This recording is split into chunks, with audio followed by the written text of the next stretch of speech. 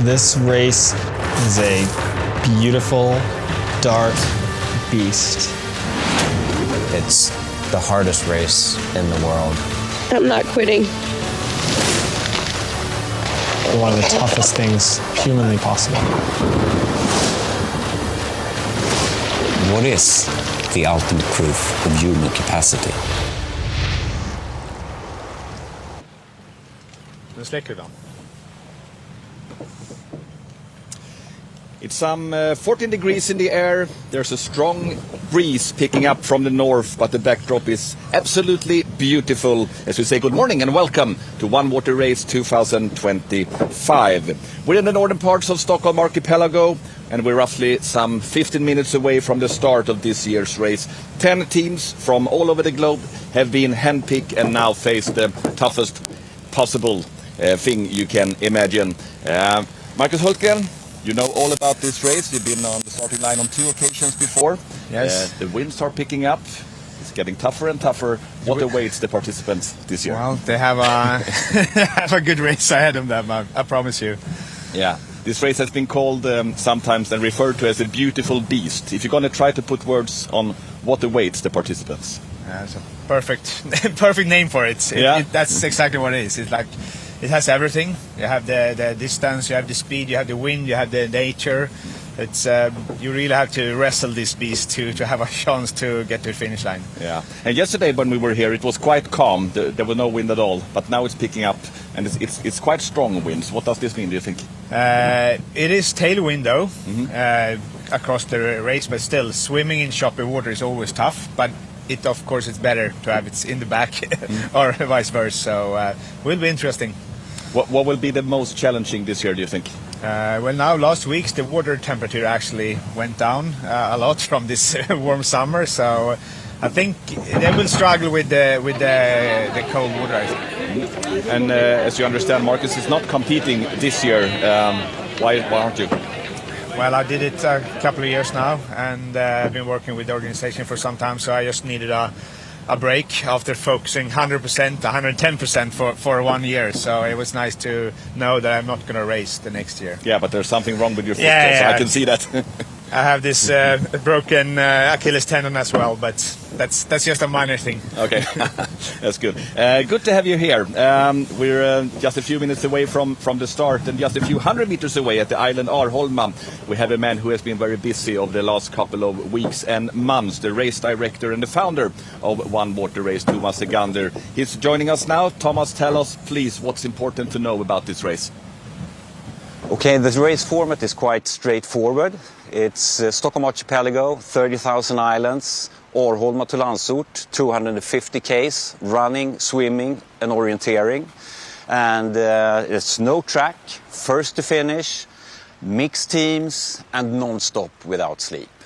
And the teams are invited into 4 persons, 3 racers and 1 support on the safety boat, and they are unsupported all the way. And we guess for winning time in approximately 53-55 hours, I would say, something like that. And now we're getting closer to the start, so I'm leaving back to you, Jonas, at Studio Briggen, and see you soon.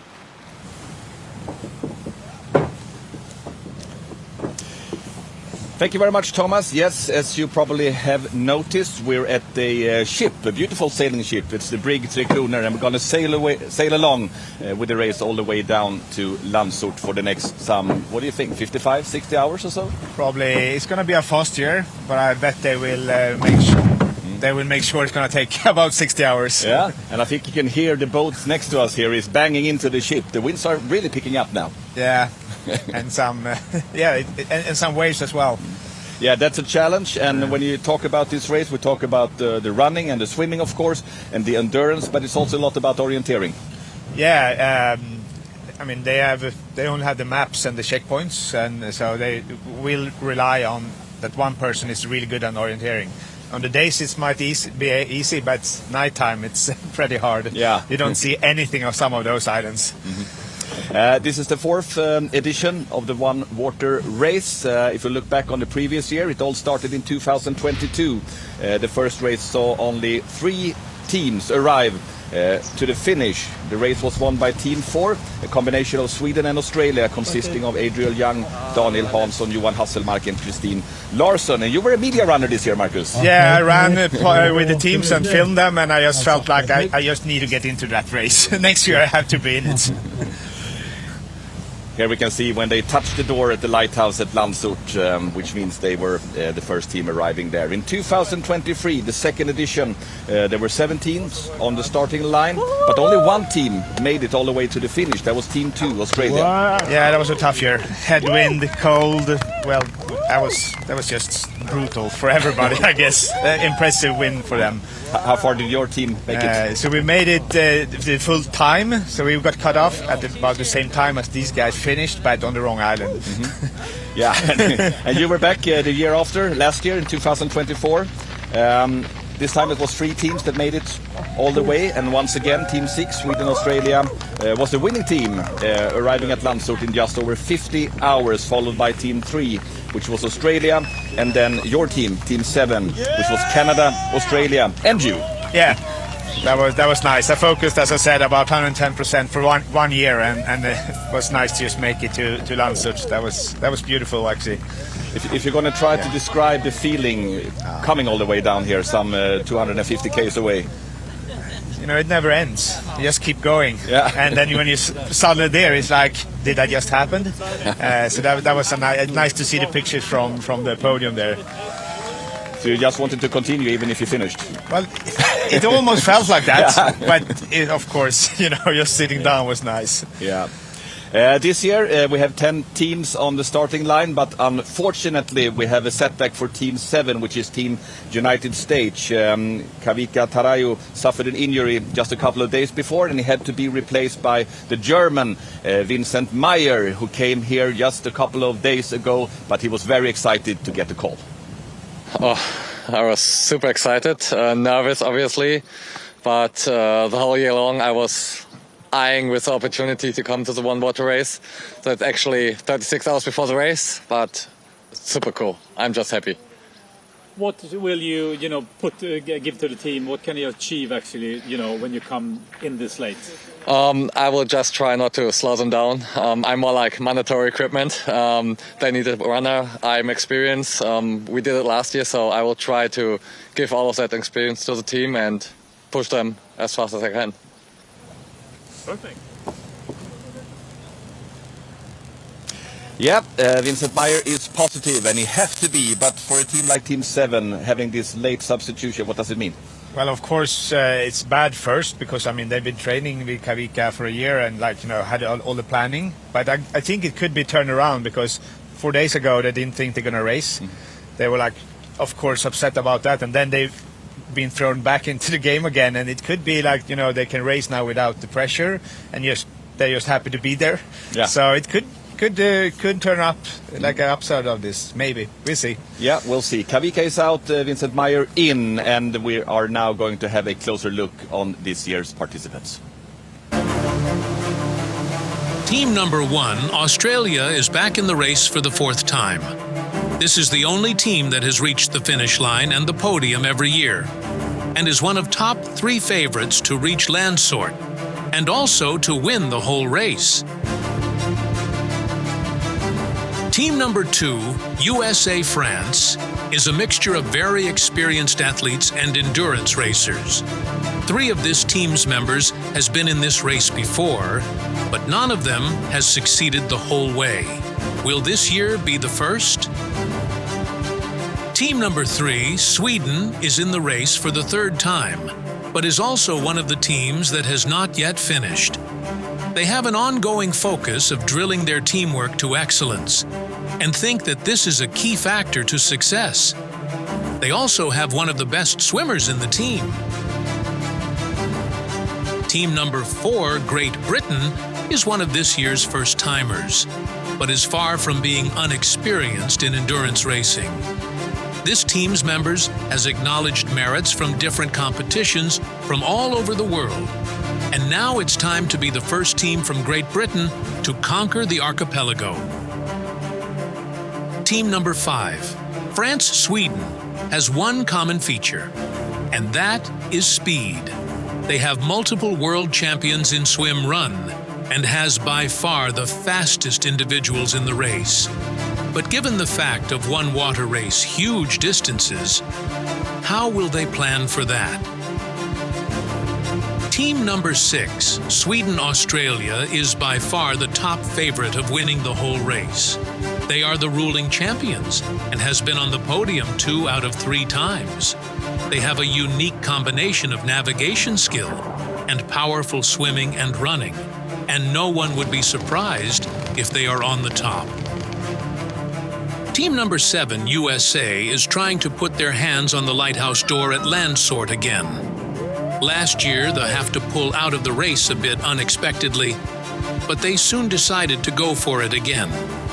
This year, they had to call in a late substitute, but here they are, full of revenge and commitment to make it.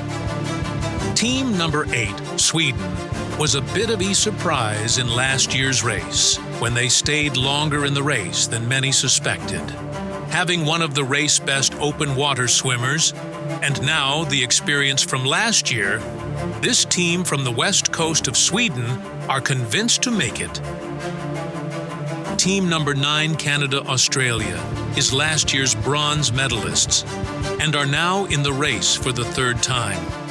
Last year, they finally found the recipe for how to finish successfully and getting their team to work as a reliable machine. But this year, half of the team is new. And the big question is, have they prepared enough to get that machine reliable again? And finally, team number 10, Sweden, is this year's 3rd newcomer, and even if one of the team members have experience from last year's race, the other 3 is trying it out for the first time. They have one of the best swimmers and runners and have all strong mindset. This team is this year's dark horse.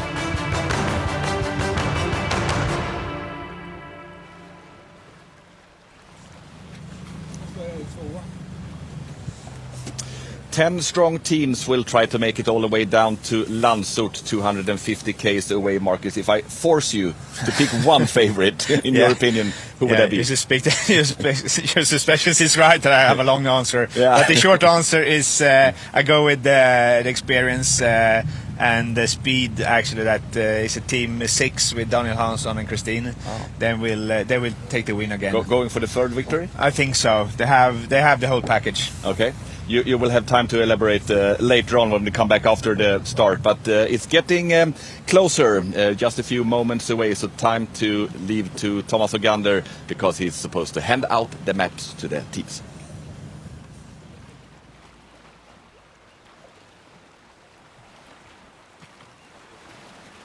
Okay, we're finally here.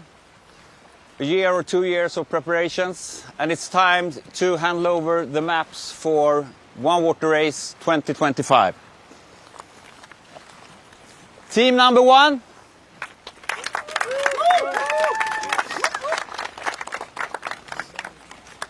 Team number 2.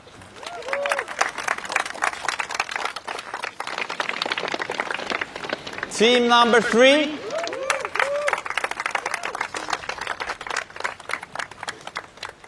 Team number 4.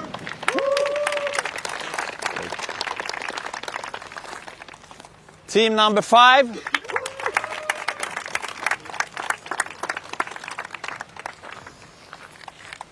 Team number 6.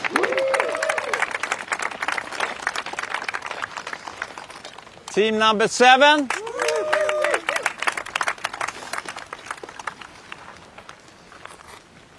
Team number 8.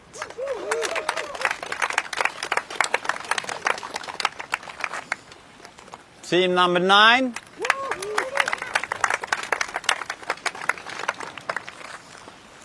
And team number 10.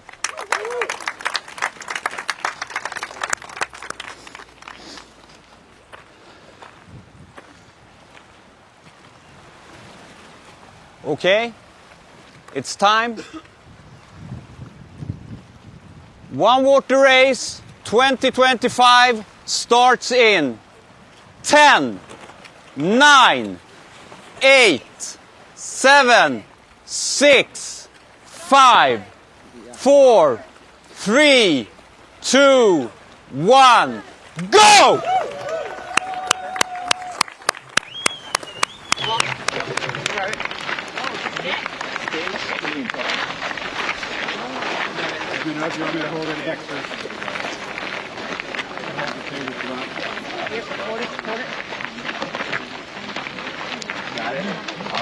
Det är där nere på den. Checkpoint efter där uppe. Där var vi har en etta där uppe på den. Snabbt. Så då är det finns en stig in där som ni kan ta. In bakom där vi bodde förra året. Jaha. Ja, just det.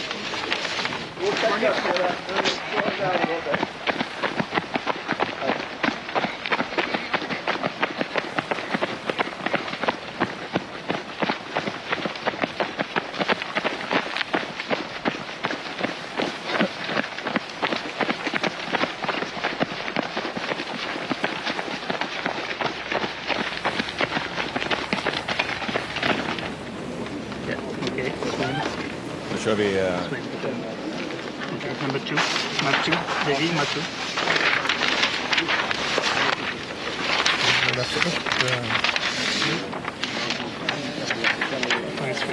Down, straight down. This line, yeah, cool. Okay. Yes, and then we get to there, and then we worry about that when we get to there, right? Okay, so let's go. Should we go? Where are we going to the map? Where's the small one? Okay, Marcus, so the teams are about 1.5 minutes into this race, You marked the wrong one. Yes. which will go on for about, I don't know, 55 hours or so? Yeah, I think so. What do you think? So we're in the start. We're in the start. What's important now during this first part of the race? Well, as you see, some of the teams took off pretty fast, and some are staying a little bit longer. Different tactics there. Like some teams just check out where's the first checkpoint, but now it's revealed. They tell their support like we go here, we meet us there. Like, but this team are planning more like a little bit longer, I guess. But we did it like just meet us here on the boat, the support. He focused more on the map, and we could just take off there. This is Team 4, that's Great Britain, the newcomers in the competition. They've never done something like this before, ever. No, will be interesting to see how they handle it. Both, I mean, they probably visited the archipelago, but they don't have the experience from racing here, so that would be they will be surprised, they too, if they make it that far. So if we take a step back, Marcus, talking about the maps that were handed out here by Thomas, what kind of information do the teams get? So the maps obviously is the same map as Like the an archipelago orienteering maps, yeah. Yes, so you can. I bet all the teams have prepared for the islands. Like they know roughly how the archipelago looks, and you could maybe look at early races and see a little bit maybe how they're gonna do it. But the checkpoints are new every year, so they have no idea actually where the first checkpoint is, and that's where they're now heading. And then the race will plan out, of course. But now they just focus and get that first checkpoint and just get into the race. And the whole race, the 250k, is divided into different stages. It's 5 different stages. And inside every stage, there's a lot of different checkpoints that they have to pass. Exactly. So in the end of every checkpoint, you get the maps for the next checkpoint. So you can only plan the race for one section out of the 5. And of course, the race organization uses the checkpoints a little bit to control. You don't want us to go into Kapellskär or something like that. So they will know roughly where the teams will move, even if you can go different roads, but they can know roughly. Yeah, because there are limits. You cannot swim into the land and run on land all the way down to Nynäshamn, for example. No, for example, no. Which would be quicker, though. Much quicker. So they will take the teams out on some islands, so they can control it pretty well. Yeah. And talking about the teams, we talk about the runners and the swimmers a lot. There are 3 of them who reach the Landsort, but there's a 4th member of the crew also, which is a support crew. Exactly. So he's in the team 100%. The boat driver is from the organization. He has nothing to do with the team. So the support is in the team. He can have access to all the stuff on the boat, which is 7 big boxes with everything from extra wetsuits to candy to your special thing that you need during the night. He can jump on and off of the boat as much as he wants, but the racers can never touch the boat. So he has to carry the stuff to land, and the team can have access to the boxes, but only on land. And it's a very important task. Because that's the main part of the navigation, right? Yes. Which is made by the support crew. Yeah, so they work together, the orienteer guy in the team and the support, because he can sit she can sit in the boat, work a little bit easier with light and everything, and make a plan, and then they talk about it. Is this a good route? And they go for it, and even paint on the maps. So when they see each other next time, they will get maps back. Yeah. They will switch maps, and they will have a map with ID drawn out, how the supporter thinks they should work. Yeah, but they do not have any digital devices. It's very manual, everything. And one thing which is, I believe, is new for this year is that they do not know all the time where all the other teams are, because they will just know and get that information at the checkpoints. Exactly. Changed a little bit from last year, that you could see actually the routes that other teams had chosen. If you're far behind, you could actually work a little bit on that.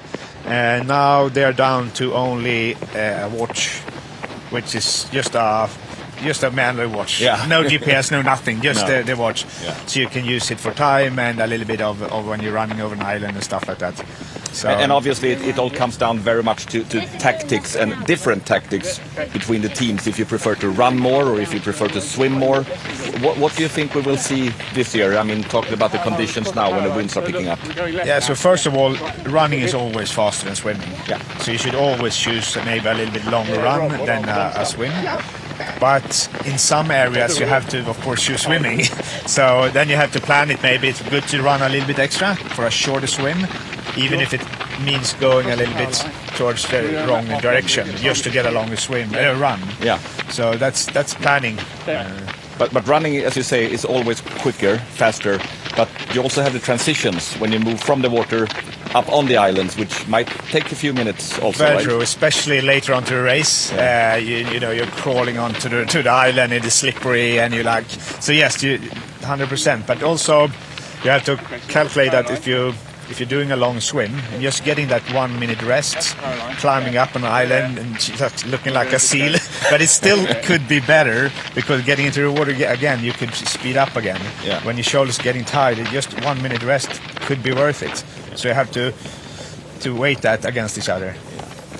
And we see the different teams here, and you might expect them to run away quite fast, but they don't. They take it quite easy. They walk a few meters here and there just to make sure they're on the right way and get into the race, I think. Yeah, I think most of the teams, I mean, first of all, everybody want to finish. That's the big things. And, of course, you want to win. But I think the first 12 hours we're going to see some, not slow teams, but there will be some teams will take it much slower the first 12, 20 hours. And here we can see this is Team 2, which is a combined team between France and the United States. It's the navigator here for that team trying to find out which path is the right way, which choice is the right. Exactly. So she got all the checkpoints now, and she can start making the plans. Should we do that? But we haven't found it yet. Right? This is the British team, right? Yeah.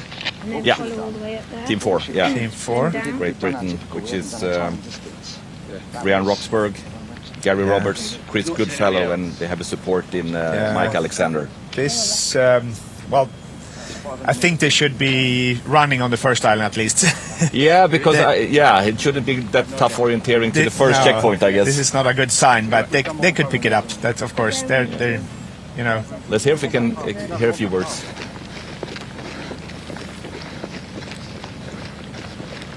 This is how it's supposed to be looking, Yeah. I think. Are you surprised that they are standing? Yes, I am very Talking, surprised, yeah. because you're standing up on the way at the start, then you just go for it. At least that's how it looked earlier years.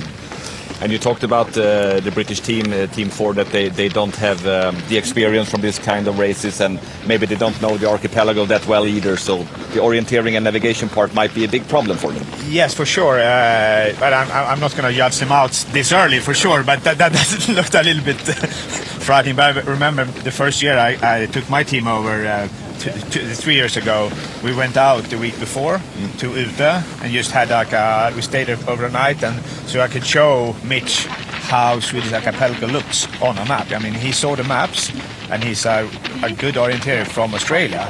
That's very different. Now at least they are running again. Yeah, it's good. That's a good sign, though. It's a good sign. And our ship here, the brig, Tekroner, is getting passed by a lot of support boats now, because this is the only time I believe that the support boats are going fast also, now in the beginning. Exactly. Some islands are bigger for the boats, of course, because you have to go around, and they really need to be where they said they're going to be. So it's important that they make it. And it's well worth to underline, I think, that when the teams are running on an island like now, for example, they cannot at all communicate with the support team, right? With the boats. They decide exactly where to meet the boats, and they have to get there. So both the support team and the driver won't help the support guy. The support guy has to tell the driver, we're going here. So they have to meet on a certain place, because they cannot jump into the water unless it's a really short swim. Then we're talking 20-30 meters, like really short. But as soon as there's a swim, the boat needs to be there, show the green flag, because that's the driver, who's the security responsible for that. So they can't just come down to the water, skip the boat and just go. They have to wait for the boat. That's how important it is that they synced where to meet. So I think we're getting closer to the first checkpoint, where all the team have to go before they can leave this island. Yeah, it was interesting that the checkpoint is on Arholma. No swims before. And I mean, even if everybody obviously knows that this is a very long race, a very long competition, it will last for some 55 hours or even more. Is it stressful in the beginning still? In the beginning, yes. Yeah. Because you're thinking like, oh, you're losing it, we're losing it. But, you know, you have so much time. But it is actually, the time is running out faster than you think. If you're 10 minutes after, that's 20, then it's 1 hour, and then you'd make a mistake, then it's 2.5, so it could go fast. And as you can see, we are running with the teams. We have running cameramen and camerawomen. We have drones up in the air. It's windy today, though, so it might be a problem. We'll see later on. And we have a lot of boats up, so it's a very big logistic thing, this. Oh, yeah. And, you know, when you're racing, it just sometimes I almost stopped thinking, like, how many people working for us racing just around the race. This is Team 3, Sweden, Marika Wagner, Susie Moonen, a former national team swimmer for Sweden, and Fredrik Nilsén. Yeah, and it's pretty cool that there are, you need to have a mixed team, but this is 2 girls and 1 guy, which is cool. I really root for these guys this year, because they haven't finished in 2 years, and Marika had some problems last year, so I really hope they get to Lanzarote this year. And back to the British team, Team 4, which seems to be struggling a bit. We'll listen.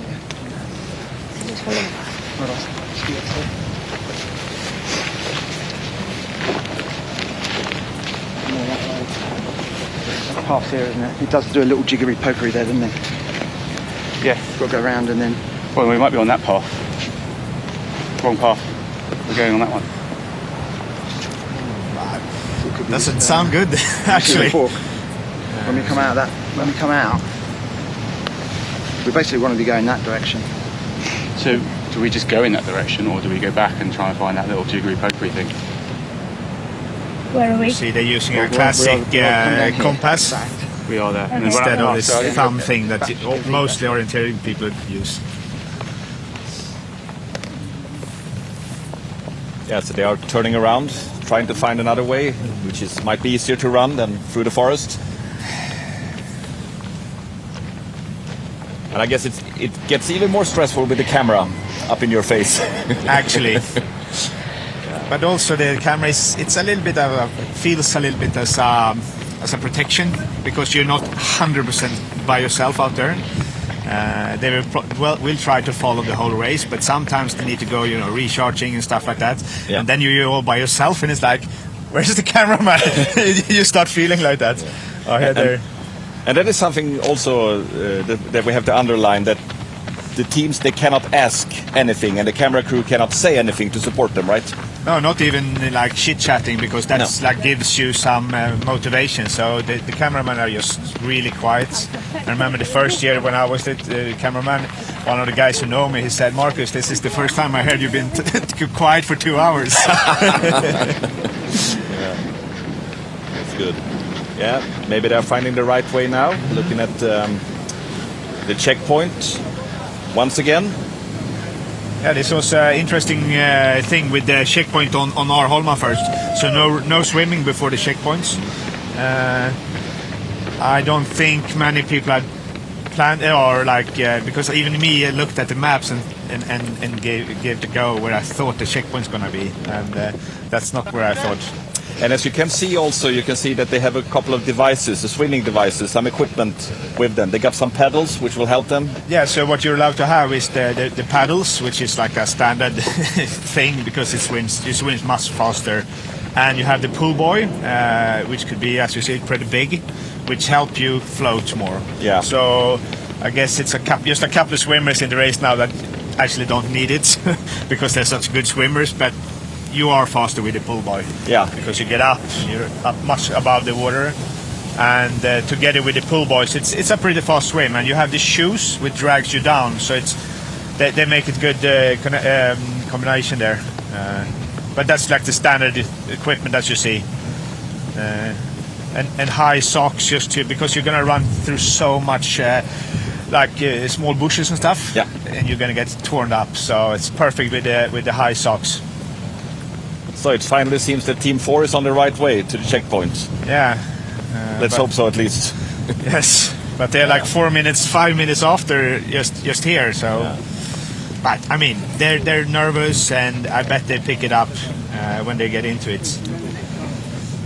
We're going to leave the commentary now for a while. Get back from the studio a little bit later with more information. But in the meantime, we just follow the teams. Anything more? Finally, Marcus, you want to add from what you've seen so far? Just hope Team UK gets this right. I mean, you want to be in the race for at least 12-20 hours. Yeah. To get experience. So you don't want to get lost in the beginning. Yeah, because then you also have the 8-hour rule later on. If you slip more than 8 hours behind the leading team, you will be taken away. Exactly, from about the middle of the race. Yes. If you come to a checkpoint more than 8 hours, you will be taken out of the race. Yeah, we keep our fingers crossed for the British team. Yes. And we'll leave you there for a while and we get back later from the studio. Thank you. I know this is green down here. Right. So it'll be in this vicinity. Okay. Yep. I'm just going to do some stuff on the boat. Yeah. You're good.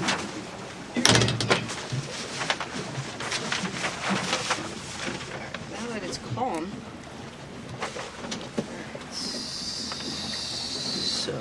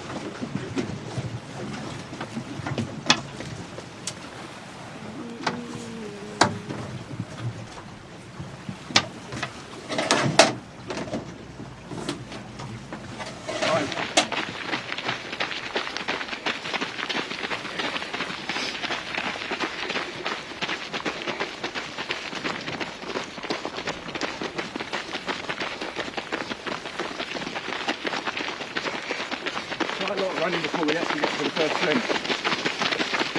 Just to warm us up. I'm boiling already. Yeah, so am I.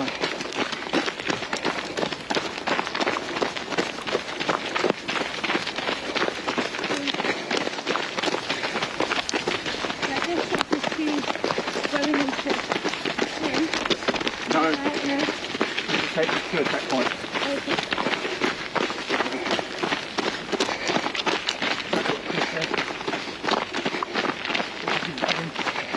Right, go, come on. We're going around the corner in there. You right, Reece?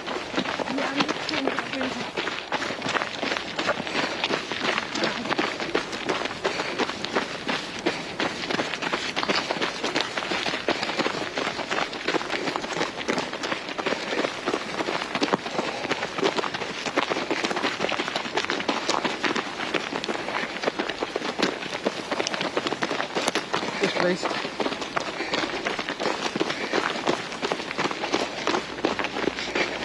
Tracy, do you have a drink? Another one in there.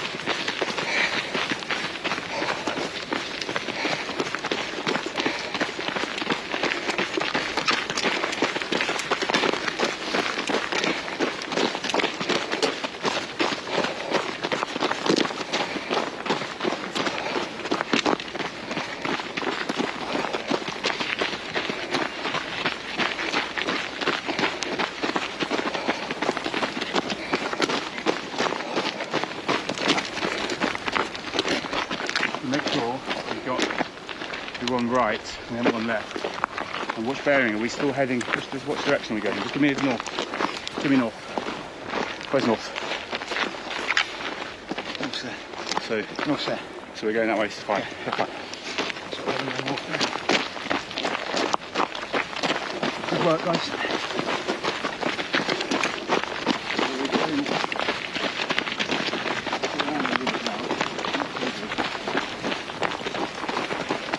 Keep an eye out, Reece, we're in the park. You what? Keep an eye out, we're in the park. We have a lake on our left in a minute. Yeah. Look at the tree, we're good.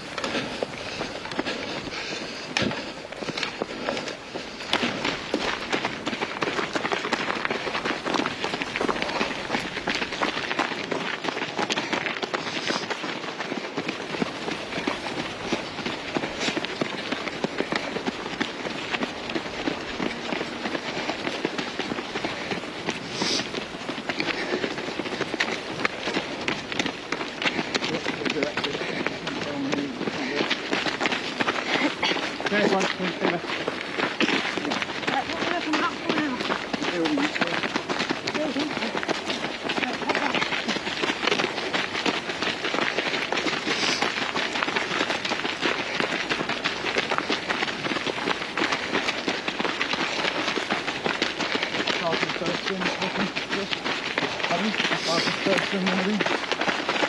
We've got a couple of carries.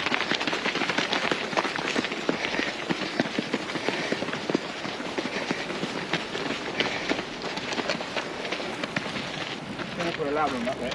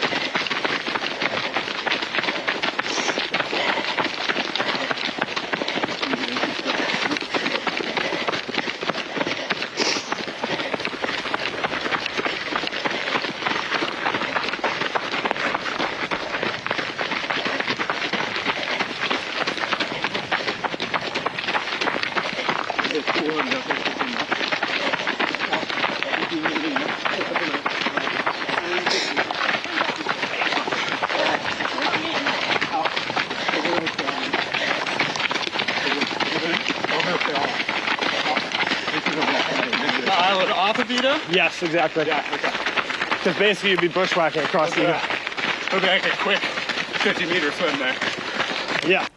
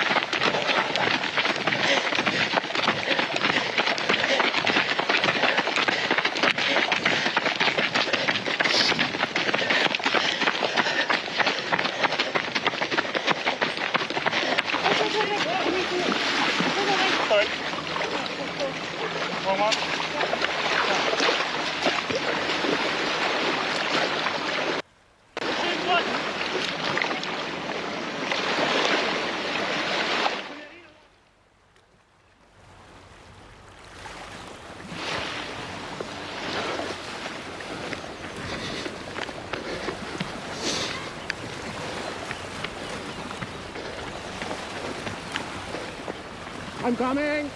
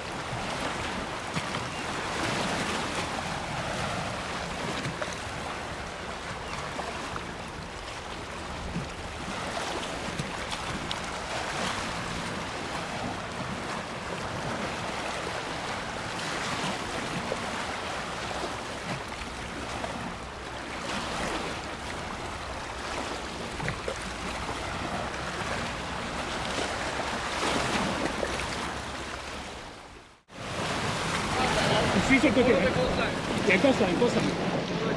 Ja. Om det går.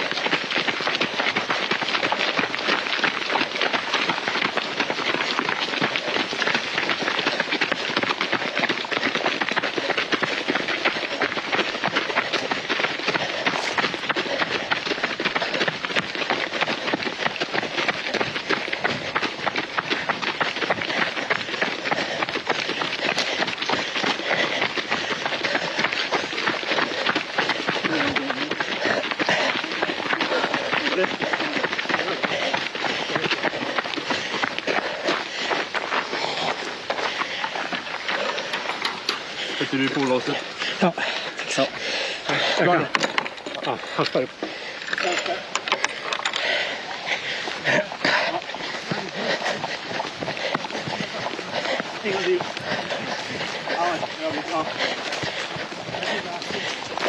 Bra.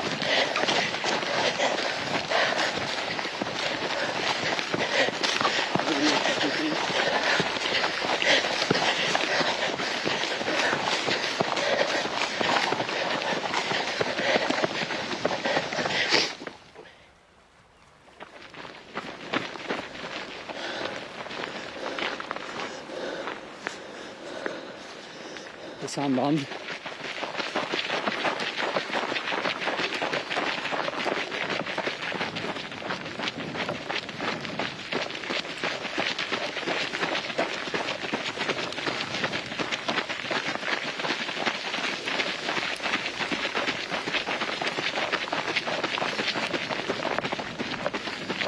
Action Team 2 här. Jag skuggar Team 9, lag 9. Vänligen meddela det till skeppare Actionbåt 2. Tack.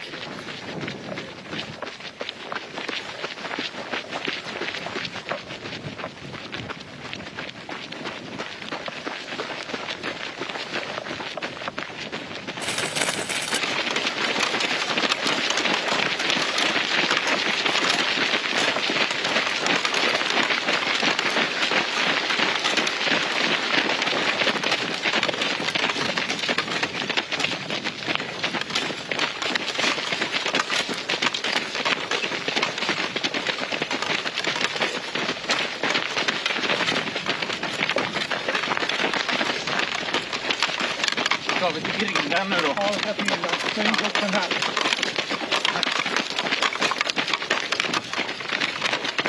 Oj, kolla fisk, det är blåd. Ja, va? Det är så gudsstoppad ut, alltså konserverad. Det är blåda. Alltså en riktig fisk på en brevlåda. Ja, de har kapat huvudet och preserverat den.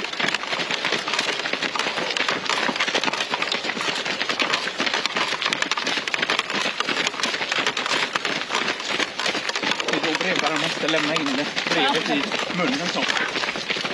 Ja, det kan med och tillbaka till mig. Ja. Jag ska ta en liten slurp vatten över grinden. Ja. Så stänger du gör. Jag stänger. Eller följelöpare stänger. Eller? Det är en grind här framme. Nej, vi ska stänga. Kanske Jag svänger. Jag är sist. Okej, och jag kan. Ja. Nej. Kossor där inne och tjurar. Ja, vi var ju där häromdagen. En stor svart tjur och jättemånga kossor och kalvar.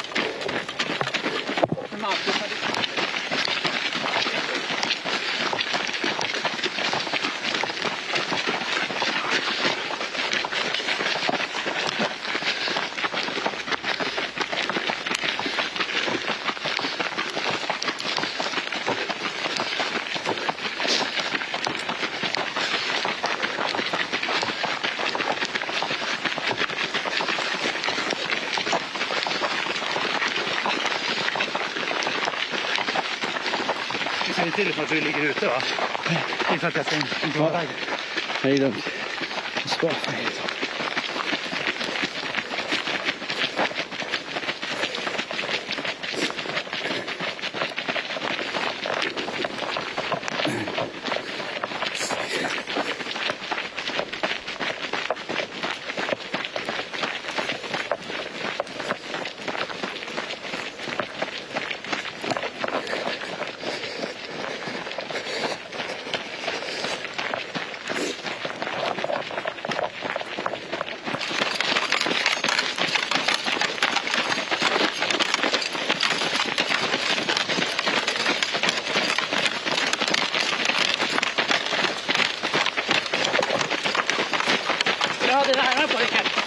Ja, jag tar dem efter grinden. Den är på lite här. Har vi grinden här?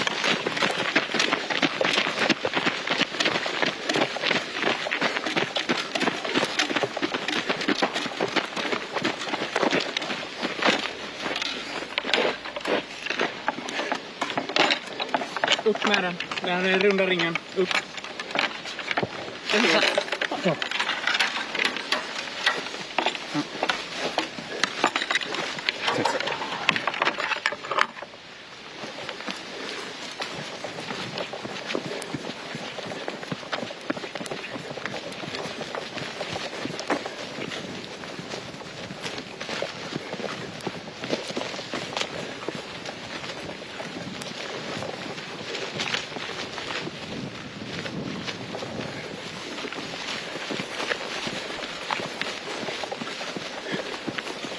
Ska man in och finna snickret här då?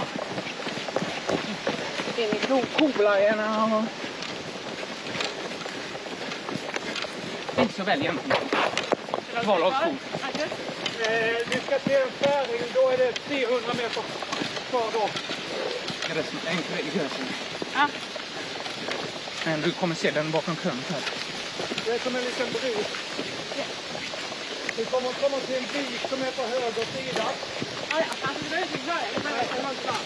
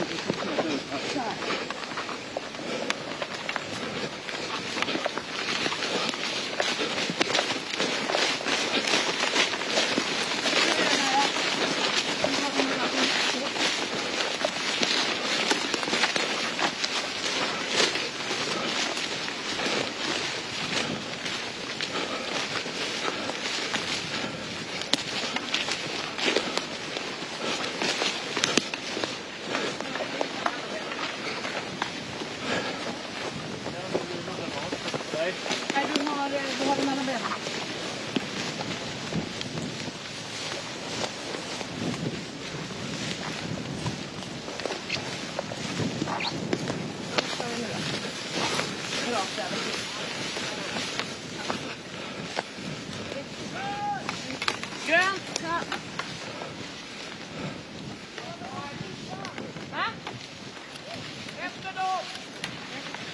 ungen där.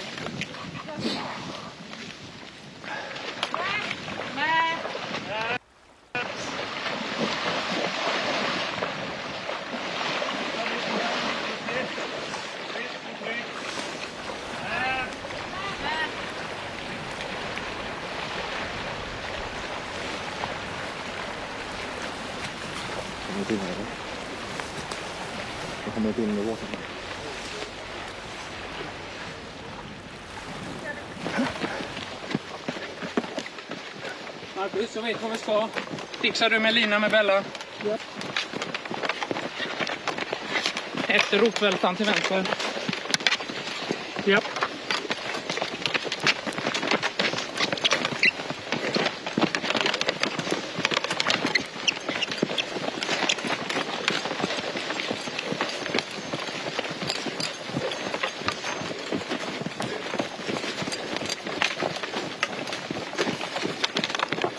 But we'd come as far across as we can, and we got all the way over there, and then we were like, we could see those, so that definitely wasn't right.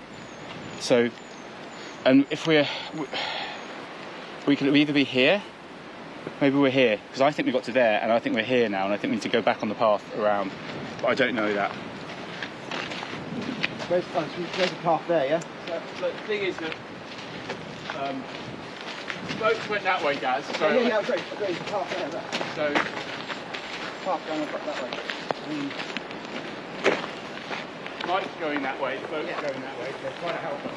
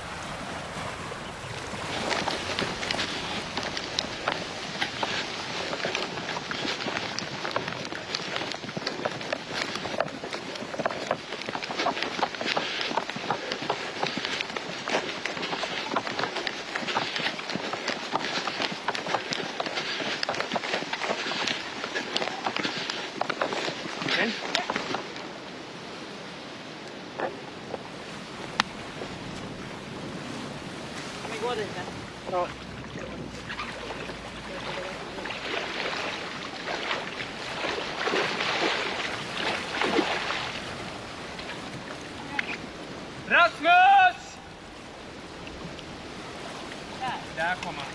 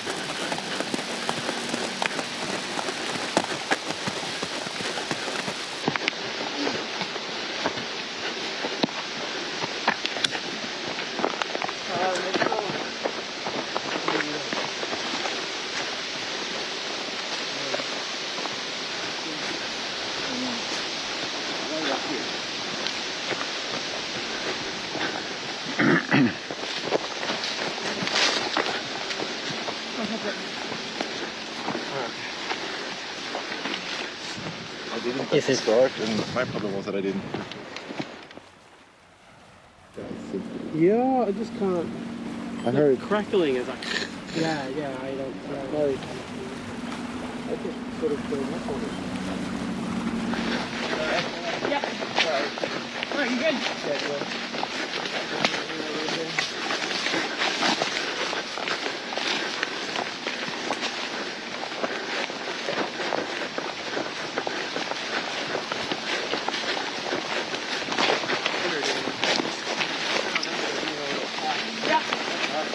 It is.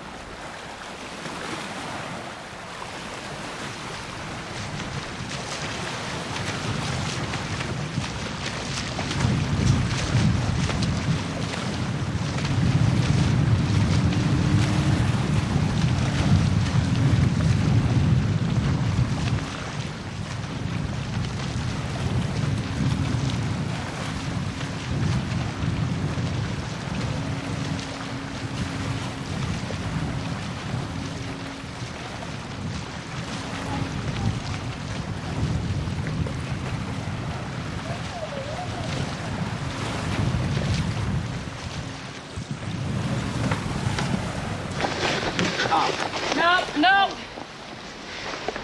Let's just get it.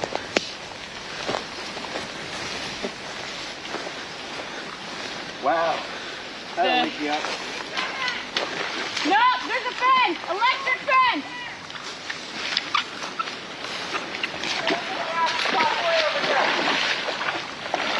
Yeah. The rock's over there. Yeah. If you go down a little bit more, you have to turn and swim, and you can go in there too. We're going from here. We're in right there. Right there? Straight across. Yep. Are you ready? Oh boy, that's it. Yep. Not ready to pull out. I'm going right for that boat, basically.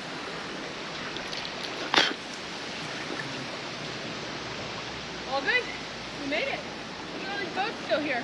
They're everywhere.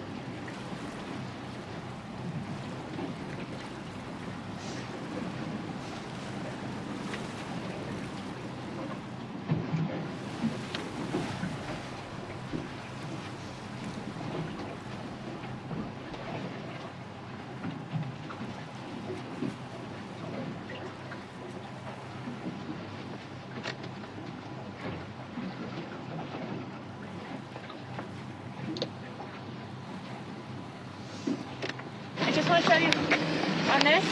You guys got to keep moving, but I'm going to meet you there next. Yeah, all right? I got it, man. Okay, do you know? Okay, you're on that good? You're solid on that, or switch? No. You good? Yeah. You meet me right there. All right, sounds good. All right, well. Class. Yep. I got it. All right, go.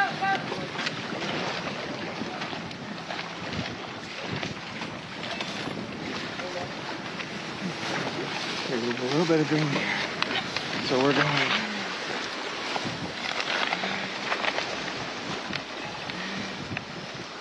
Taylor, which one's this?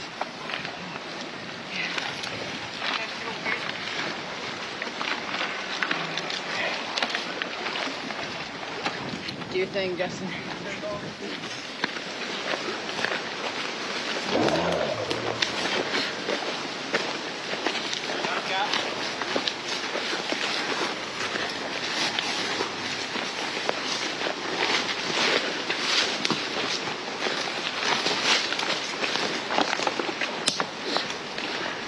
Dude, that water smells so nice. All good.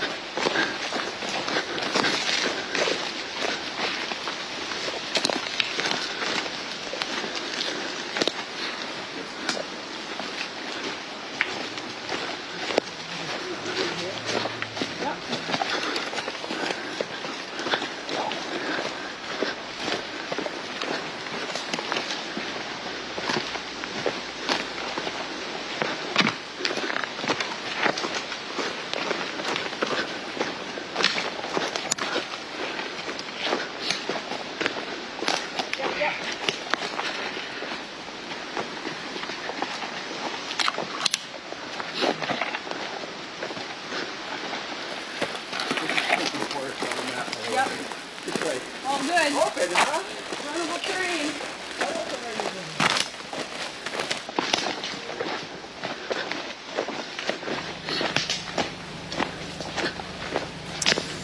We are just over 1 hour into the race, and we're back at Studio Briggen to talk a little bit more about this race as we follow Team 7.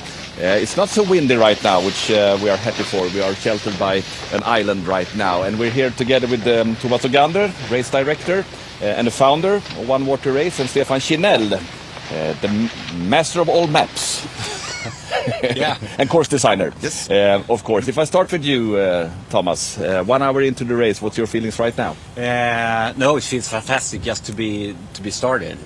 We have been preparing for this for such a long time, and we're eager to put the race in action. Mm-hmm. And there's a long way to go, and it's really interesting to see how it has started. And it has started a little bit as we hoped for, with multiple choices when it comes to checkpoints and everything. So no, it feels good. Yeah.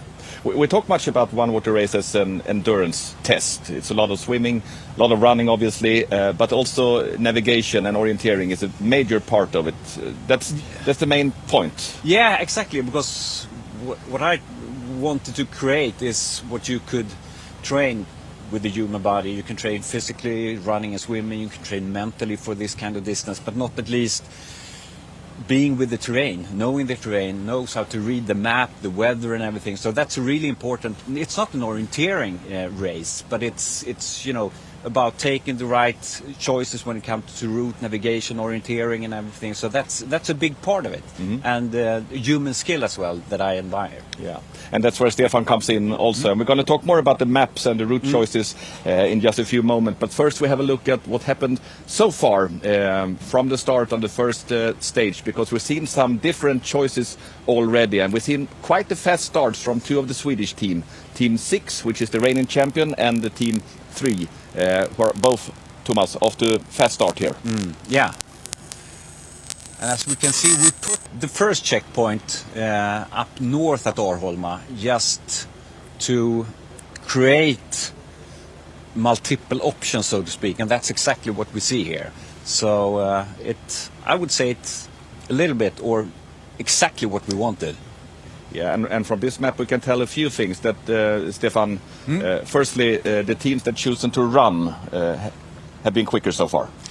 Indeed, and honestly I think it's because they are executing faster. Because when we do the checkpoint 1 to 2 is a perfect example of what we want to achieve, that we want to have multiple route choices, and the teams can select a route choice that is good for them. So when I've done calculations and simulations based on previous year's speed in this area, I think honestly that the left and the right route choice are pretty much the same, as good. Yeah. But are you surprised that only 2 teams have taken the right? No, I think it's also a bit of a here when all the teams see each other.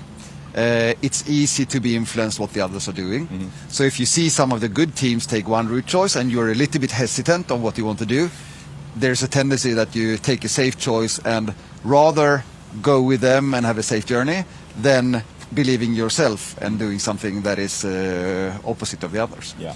So in a way, you can say that the 2 teams that took a different route choice, they believe in themselves. Yeah.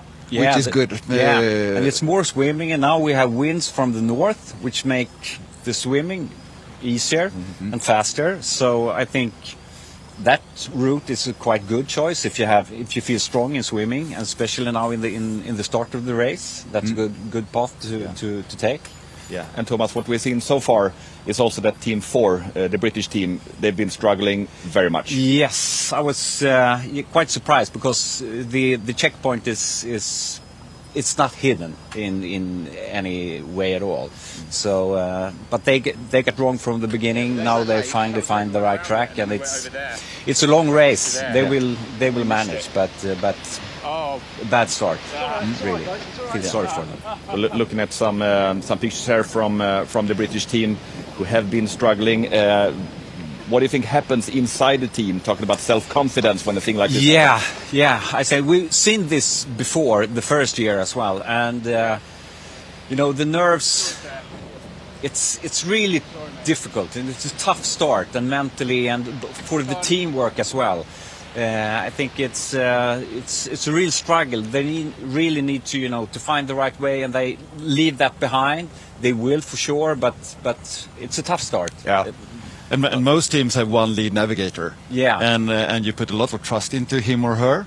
And if it starts like this, it can put a bit of tension in the team. And the orienteering shouldn't be that difficult. No. And I guess it's no surprise Team 6 are off to a very quick start here. They have the experience. Team 4 is here for the first time. Yeah. They're in big trouble, and Team 6 right now is in the lead. Yeah, well, they always start fast. And if you look at the teams, you have Team 5, which is, I would say, in the shorter distance, the absolute fastest team. So it's been interesting to see their strategy and the pace. Now it's quite early in the race, and we have, if you look at the map, we have a lot of swimming, smaller islands. We will have fast runs at Lidö, and then, not at least, when it comes down to Kapellskär and Gräddö, we will have like a 10-11 Ks of flat running. And I think there we will see, on both Lidö and Kapellskär, we will see much higher pace when it comes to running. And then you also can take action to go further in the leaderboard. Yeah, we can take a closer look at this map, because this is exactly the same map that is handed out to the teams, and then they have close-ups on different maps also. Stefan, tell us, what kind of maps are handed out? This is this is the first stage, you see, which is from checkpoint from the start to checkpoint 4. We think they will be at the end of the start, first stage at 3, 4, 5 in the afternoon, depends on the speed today. The type of map is based on what we use in the sport of orienteering. So it's a map that is made to be able to navigate in the forest and in these kind of terrains. And we've used the same map for all 4 years, so I've been working with Thomas on doing this for all the 4 years. I don't think I've ever seen any other race that have a orienteering map of this size for a race. So and it's good. I mean, some of the navigators we see have a background as orienteers, and after the races, the earlier years, they've said that they are able to read very detailed things in the terrain. But when we do the map and the course, it's not, as Thomas said, it's not meant to be a orienteering course. No. So I think the teams that win this race, they need to be good at all things. Yeah. You need to be good at, as you said, endurance, teamwork, and navigation. But we don't design a course, or we design a course so people that are like good navigators can finish it. But the really good orienteers, they probably gain time when we get to the more difficult areas. So back to the first part of it. The short first control, as we said, we never done that before. No. So I think most of them were surprised. Normally we took them down much longer. So we wanted to spice it up a bit and have them to sort of be a little bit surprised. Yeah, because we want multiple choices. Yeah. So we started at that point all the years. So that we did now, just put the checkpoint a little bit further north. It opens up to the multiple choices that we can see now. That's exactly what we want, and we also want the team to be able to choose the way that they think is the fastest. To take the way with more swimming or more running. So that's the typical part. And I must also say that the teams, they get the maps in a digital form to use and train on before, without the checkpoints and everything. So they can read the maps, and maybe you can tell a little bit more about that process, because that's quite interesting as well. Because when they start, the only thing they know is that they start at Arholma and finish Landsort. Yeah. But they can train on the map, so to speak, to prepare for what the kind of conditions it would be. And we've seen some, obviously, teams that live closer to the area have been here more or can be here more, but we've seen many of the foreign teams coming here a week before or longer, spending time on some of the islands and getting sort of knowledge about how the terrain looks like. And so. Yeah, exactly. So and indeed, it's. I mean, this is something completely different than what it is in the US or Australia and so forth. So it's good that they've been here and sort of got an understanding of what it looks like. And I know that one of the participants in, I think it's Team 10, he's been flying drone of the area the whole summer, right? Yeah. So there are different ways of getting to know the area. But you will see that when it comes to when we reach to new stage and new maps, you can really see the ones who have really read and learned the maps. They are so fast when they see, because they know what kind of islands that are fast and the ways that are going. So we will see that when we saw that now, but when we reach checkpoint 4 for the next stage, it's really fascinating to see how fast they are in doing their planning, because they see, and that's why they have been training on the maps, looking at the islands, which islands are fast, which islands are slow, what kind of terrain is it, flying with the drones and so on. So that's really interesting to see that part. So we've seen some different route choices already, but Stefan, what can we expect more? Is there any specific place you want to point out that could be? Yeah, there are further down here that also opens up the different selections, and there are through the whole course there are parts that we sort of take this as an example. Here's a ferry route going out to from Kapellskär, where a lot of big boats. So this colored area means that it's forbidden to go there. Yeah. So from a safety perspective, we've blocked out these areas, which means all teams need to pass there, even though we don't have a checkpoint. And as Thomas said, here's a pretty straightforward. All teams will go that way, I believe. But once you get south of Kapellskär and down to the third checkpoint, you can have a choice of going to Gräddö, the small islands there, or you can follow the coastline and go that way. And there's some of these options they can see. Again, do you want to swim more, or do you want to run more? And also transitions is something that takes time. Yeah. So I talked to some teams yesterday, and one of the teams said that if there's an island that is smaller than like 500 meters or 250, we just skip it and swim past it, because then it's going to take too much time to get up, run, and get down again. Yeah. So that's one. Then we have the third to fourth checkpoint. We have Yxlan and Blidö, two long islands here.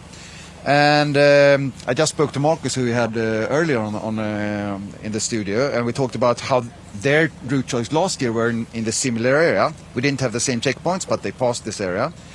They chose to go up on Yxlan, run much further, and then go down. Most teams went on Blide, swam over, longer swim. So when they came to that checkpoint and met me up for the first time to get the second set of maps, some of those teams were pretty cold, which affected them later on. So that's part of the exactly. the choice they have what to make. you know as well, if you look at when you're going south into stage 2, independent on where the checkpoints are, there's a lot of swimming. Exactly. Stage 2, it's a lot of swimming. They know that. So they also have to prepare to be ready for checkpoint 2. So if they swim much here, they know there will be a lot more swimming on stage 2. So that's kind of planning as well. Yeah. And someone might wonder about the maps. They are swimming with the maps? Yes. Yeah. Yep. They won't dissolve? No. No, they're made of a material called Tyvek. Interesting. I've never pronounced that in English. I'm not sure how that's said in English, but it's a map that you normally use, or a material that you use for outdoors maps, but also drawings on a construction site and so forth. Okay. So we print them in this material, and they can draw on them with special pens. And I mean, Thomas, we tried out a couple of print shops first years. Thomas called me and said, Stefan, we cannot use this one because I just finished the swim. There's nothing left on the map. So there were some trial and errors before the first races and getting things right. But the maps that we now use and the material, we see the teams use them for training now a year after, and say they are perfectly good a year after as well. So. It's not normal paper that you use in a printer. It's a specific material that is. So the teams have the maps, and also the support crew got the maps. The same, right? Yeah, so you talk a bit about that communication between those two. Yeah. So they have the big maps and the small maps. I think this section is divided into four smaller ones. And when they start the stage, the support crew and the lead navigator, the orienteer in the race team, they put their route choice together, so they know. And then we can see it here.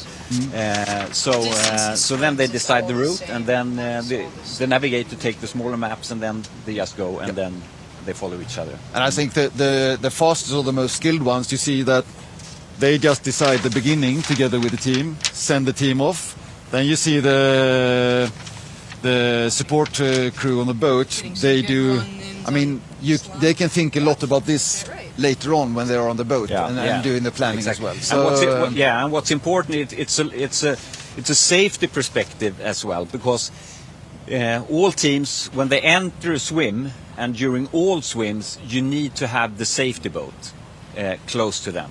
And when they enter the water, they need to have a green flag from the safety boat, which means that the dialogue and the communication exactly where the entries and exits are really important. So they really need to be at the right spot when they orienteer, so they cannot just go into the water if they find. We saw that earlier, team number 10 stood ready in the water, but the safety boat wasn't there, so they need to wait. So that's a really important task as well for the support crew. And the support crew tells the skipper where to go. The safety boat and the skipper is just a thing that they use for safety. So the skipper goes exactly where the support crew tells them to go. But it's really important to have that kind of communication. We have seen that over the years as well, and it's really frustrating when you run fast and you're ready to take a swim and your boat isn't there. So that's really, really important to have that communication and for the support crew to really secure that you are at the right place, the right time at all times. So Stefan, you said that this was a forbidden area because of the ferry line. When you look at the more close-up maps, are there more forbidden areas, no-go zones? Yeah, there are some. You will not see this on the map here, but some of the main roads here we also made forbidden in perspective. There's a lot of traffic on some of the main roads here, so they're allowed to cross them but not follow them. Okay. And what happens if they do?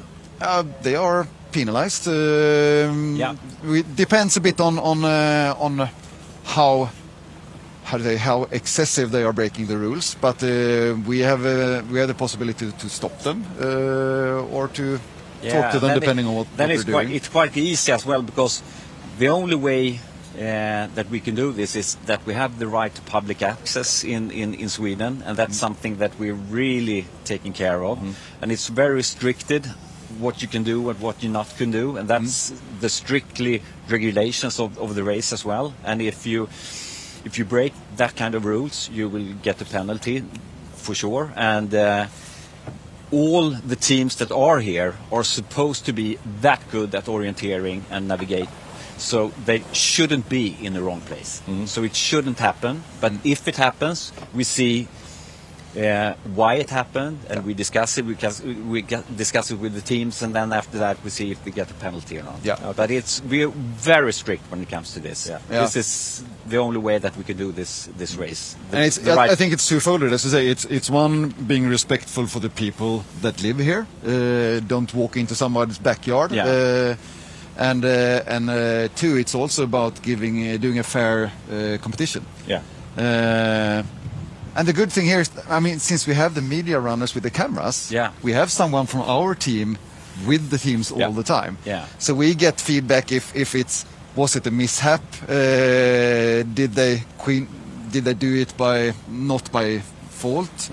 Then purpose. I think we're by purpose. Then we are more okay, so to say. But if we see them repeatedly taking shortcuts and not following the rules, then they're not competing on the same level as the others.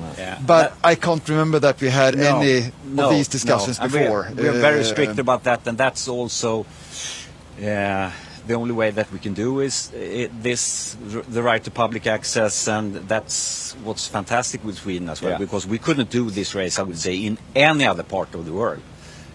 So we're really happy to be able to do it in this way. And those maps, I know they are well-kept secrets, right? You keep them close to you. Yes. And you've been around for a couple of days. What about the racers? Are they trying to get information from you? Asking questions?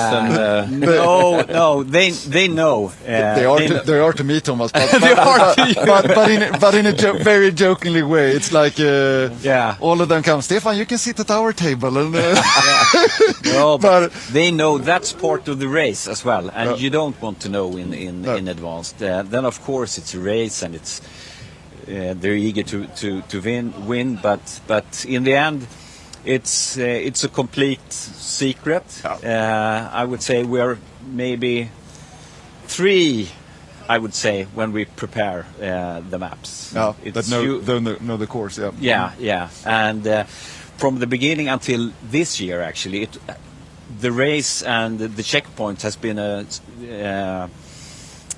surprise for everyone working. But in the end, for the organization, it's not need to be a surprise for us. So now we make plans and so on, depending on the checkpoints. But for the racers, it's a well-kept secret. We will talk about that later in the race, but the mechanism of the teams don't know the whole course yet. They know only here to this point, as we say. So there's also a fun thing for me as a course designer, that knowing that at that place they're handed out new maps. That's where you want to add some surprises to them. So that's where we try to, or I can work more with. Now they have to make a route choice, because they're fighting against time, sitting there on the island. And with sleep deprivation and so on. So that's why also the race is divided into five stages. So it's one thing to get a new map when you start. It's another thing when you get a new map after 40 hours without sleep. So that's also part of the race, to see what's happening, what kind of. And we know that after like 45, 50 hours, they really struggling with the navigation and everything. And that's a big part of it, to be able to handle that kind of situation as well. How much more difficult would you say it is when the sleep deprivation kicks in to do the orienteering? It is really difficult in a way that I mean, with all our interiors, even the elite interiors that we have in Sweden, for instance, you have to work with how you simplify the course. Yeah. So when you get a leg, you try to see how do I make this simple for me, and making it simple means something different from like an elite interior to a beginner. If you're an elite navigator and you haven't slept for 2 days, then you're a beginner in your mind. Yeah. So you have to make it even more simple. Yeah. Follow things that are easy to follow, like roads, paths, coastline, and these kind of things. Yeah. And as we say, never lose your contact with the map. So, and that happens. We've seen that on some of the footage from earlier years, where I think it was Mitch who is a navigator. Yeah. In the second night or the third morning, is walking and dropping his map because he's basically sleeping and walking. Yeah. Then it's difficult to navigate. And you know, it gets increasingly more difficult the further down the race we are. I remember that year when they look at the map and we have it on the media side that they say, okay, we're going that way. Yeah. And then they start walking that way. So it's like that, and it's really interesting. We will not tell you yet, but in each stage we have surprises, I would say. And we see some pictures now from Team 6 who are getting closer and closer to the second checkpoints. It's Kristin Larsson, Daniel Hansson, Adriel Young, with the support crew, Johan Hasselmark. So they're off to a quick start. Yes. Reigning champions. And once again, it's so much about experience. Yeah, and this is really what's interesting, because we have much tighter race this year, and I've been really interested to see what kind of pace Team 6 should start on. But I think they have been quite fast, or they have been in the front each year. So this is exactly their strategy, I would say. Because that's interesting, because we talk a lot about the distance, the 250k, but from you organizers, you talk more about the time. Yes, not the distance. No, exactly, because we know that, we know we have a distance, but in the end we're going for a winning time, because if you just have a distance, it depends all on the weather. So we have a winning time, and that's what we're aiming for, and that's also we're trying to reach the ultimate proof of human capacity, and what kind of time is that, and distance, of course. And we had the winning times of 40 hours, 60 hours, and 50 hours. What we're aiming for is a winning time of 53 to 55 hours. And we also can change the checkpoints during the race. Yeah, how does that work? Going for that time. We have basically, I have like 4 different scenarios of how we finish the race. So depending on, we have calculated. You have like 4 different maps also? No, we have 2 different endings already printed. Okay. And that's also from a safety perspective. Yes. That depends if there's a storm in the southern part. We don't want them to do the really long swims. So we have the totally different ending that we can use. Now it looks good or promising with the weather, so we probably will do this. An hour in the race, it looks good. Being a little bit technical, what I've done is that I've got their GPS tracks and speeds from. Look at that. You can see here that Team 6 is entering the second checkpoint, right? Yes. Daniel, who's the navigator in that team, is a really good navigator as well. So there you see the checkpoint from the top. Yeah, they have the checkpoint. So you see they have a good pace. No hesitation where to go there. All 3 on the checkpoint, and then just back again. Yeah. This is how it's supposed to be done. Yeah, and you can see it's not hidden in any way. It's not an orienteering race from that perspective. It's the route choices that are important. And what do they have to do at the checkpoint? They touch it? They touch it. Yeah. All 3 of them have to touch it.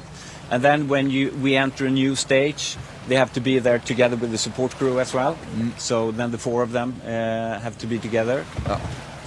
And so, talking about the maps and the distance, because when we do the maps and the race, we calculate, we make like an ideal route. Yeah. What we see, if we have normal conditions, this would be the ultimate, the ideal route from our perspective. And then we calculate each swim, each run in the meter, I would say. And we have timing on that as well, so we really have, and that we change during the race as well. So we calculate at all times and see, okay, now they have this pace, what kind of finish time could we go for in these conditions? So we will change and look, and we have, as Stefan said, we have places where we can change checkpoints and routes to be able to go for the time and not the distance. And we've looked at I mean, since we've done it 3 years. I have all the information how fast they have been in the first day swimming, running, in the night, and so on. So that's been put into the calculations on the ideal timing. Yeah. And talking about the ideal finish time. After a day or two, we will see how they are. Are they on schedule?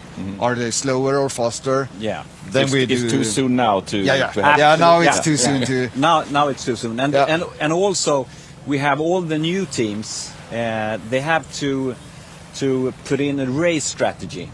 We have some different kind of questions how they will manage the race and what pace and in what conditions and so on, and how they will handle it also mentally and so on. So we know what kind of pace the teams plans to have.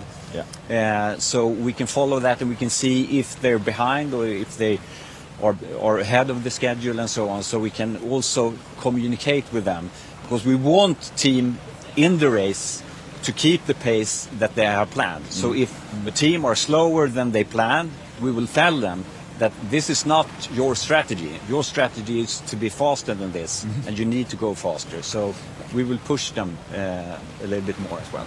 So we have for the leading team 1.5 hours to the second checkpoint. What time do you expect them down here to the third?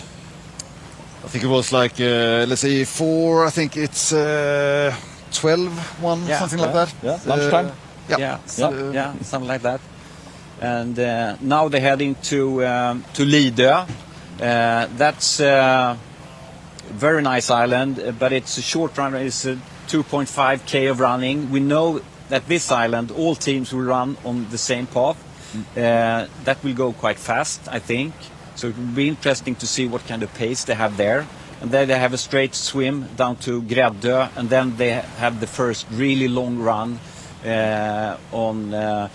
on flat terrain. And what kind of terrain is it here? Is it gravel or tarmac or? It's a mix. Mostly they will run like local streets within an area with a lot of houses. Okay. So it's gravel roads, and that's also why we don't want them on the main road there. So they are going to like zigzag in some smaller gravel roads there. Yeah, there's a lot of traffic as well, so we try to keep them out of there. Yeah, and they cannot go outside this map, right? No, exactly. So these are the boundaries where they can be within. Down at Yxland Blide, there's a mixture of some tarmac roads and gravel roads, and they can see that from the map. If it's a tarmac road, they actually see that in a different symbol than the gravel roads, so they can use that as a choice as well. Yeah. And that's also interesting. We know that we have big islands where you have a lot of running, and you because in the swims it's difficult to push you too much, I would say. But on the runs you can really push yourself, and you can have a really high pace if you want to, and increase your speed and really try to reach other teams ahead of you and so on. So it will be really interesting, because we know that we have really fast runners, and it will be so interesting to see them on Kapellskär, Blidö, Yxland, and see how they calculate and what the strategy and plan are. And are there any islands that are more, I mean, talking about the terrain, more difficult to pass and penetrate for them? There are, but I think in this area, yes, there have been some of these where it's more dense, and on the maps, the teams will see white on the maps means it's like normal forest. Yeah. If there are green areas, it's more dense forest, And if there are yellow small areas, it's more open forest. So they can, from the map, they can actually judge if this is an island that is faster and so forth. But we will see in stage 2 or even more in stage 3, they normally get down to a section of islands which are more remote, without any paths, and it's only contours that you can sort of read on. It's shoreline and contours. And then it's getting dark. Yeah, you're going into night mode as well. So then when it's dark, I mean, nowadays the lamps that you use when you navigate are strong, but if you have this field of view, you're into this. And then you see who's a really good navigator or not, for sure, down during the first night. Yeah, the first night is also, that's a tough part. But we get to that later. Yes. It's a long race, but that will be interesting. Yeah, not to talk about the second night, I guess. The second, exactly. That's what we're talking about. This kind of race is like the race starts after 36 hours, and then it starts to get really tricky. And this is, I mean, also we can see and understand why the transitions might take some time, depending on what kind of terrain it is. Yes, exactly. And that's also why we see the last few years a lot more swimming than I thought, because it takes too much energy to enter an island than to just swim past it. And in the beginning we will see that later on. Some of the teams decided earlier years to take like a 4 or 5 km swim instead of just entering smaller islands. It depends on the winds as well. Now we have the wind from the north, and I think we will see quite a lot of swimming now. Stefan, finally, you've been working with this race for a couple of years now. Is there anything that has surprised you regarding what choices they are making? Every year. Every year, okay. No, but in a positive sense. My sporting background is that I'm an orienteer, and nowadays I work with doing maps for orienteering and these kind of events and competitions. And we spend quite a lot of time discussing and thinking about where do we think they will go. But they do sometimes other choices, and I don't mean it. I don't say that they are making the wrong choices, but they have an understanding of what their strengths are, how they want to do the race and these things, and also I think they think about this: should we swim and get cold? What's best for us and these things. So every year I see them taking somewhat different choices than I thought was the optimal, which is one of the beauties of the race. Because we don't have the answer, and that's so interesting, not only for the racers but for us as well, because we don't know. We don't know, and that's the fascinating part, I would say, that we don't know, and say, okay, what will happen. And that's for the racers as well, because even if they have done the race 3 years before or whatever, they don't know. And that's the fascinating, interesting part. And now we have just started, and we know that it will happen so many interesting things during the race. So, So we're going to go back to the race and follow that very soon. We see more teams coming up to checkpoint 2. But before we leave you, we're going to take a look at the leaderboard right now. You can see the distance, you can see what checkpoint they have been passing, and what time they had at the checkpoint then. Is there anything from this graphics, Thomas, that surprises you? No. Team 6 and Team 1, for sure, up there. I know team number 1 will really push it. I think so. No, nothing there. What I can see. Does this actually mean that the British team hasn't reached checkpoint 1 yet? Wow. We need to take a closer look at that. But it seems like they have been struggling a lot. What I can see is that I'm looking at Team 5. Will be interesting, their start. This is just the beginning, but then we will enter the bigger islands with more running. I think They will increase their pace. Team number 3, Sweden, also up there.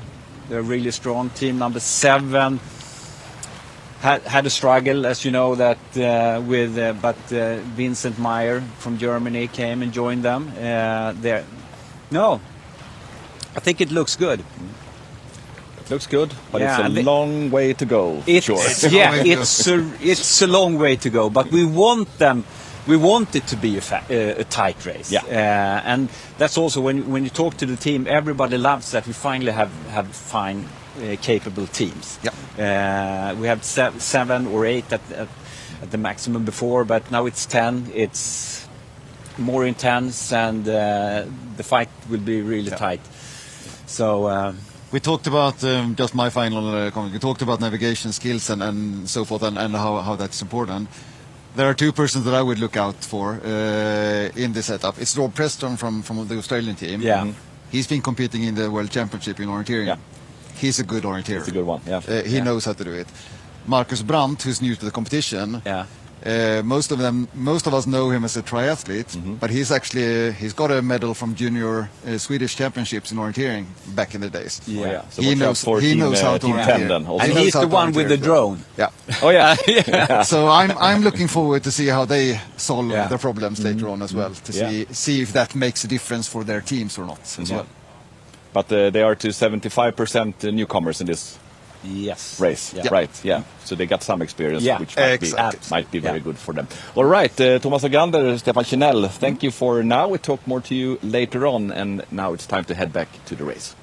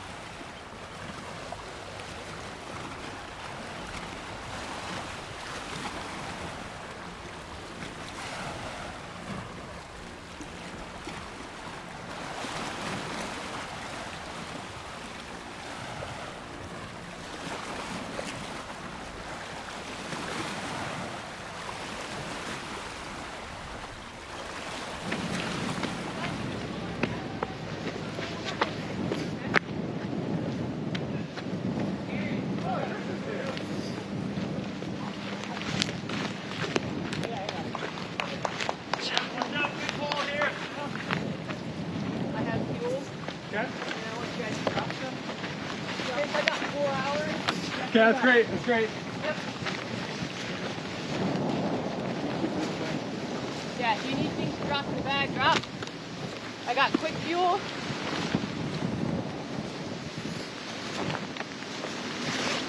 Hey. Yeah? I want you guys to meet me back here. Okay. Okay? Okay. Right here.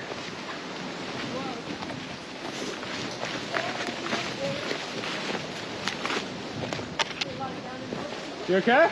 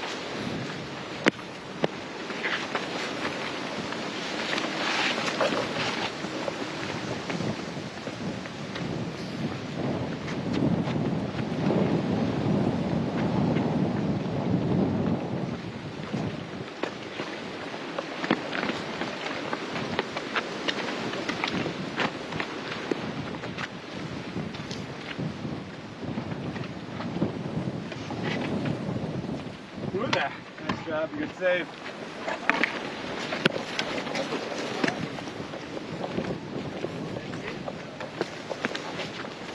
Over there. Thank you. Very nice.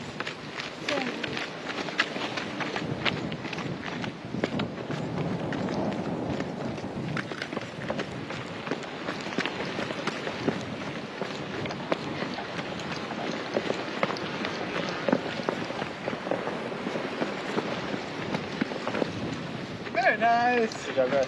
Good work. She stopped. She stopped with that. Yeah, she stopped. Probably a little bit less than halfway. Good, good. I wanted her to stop.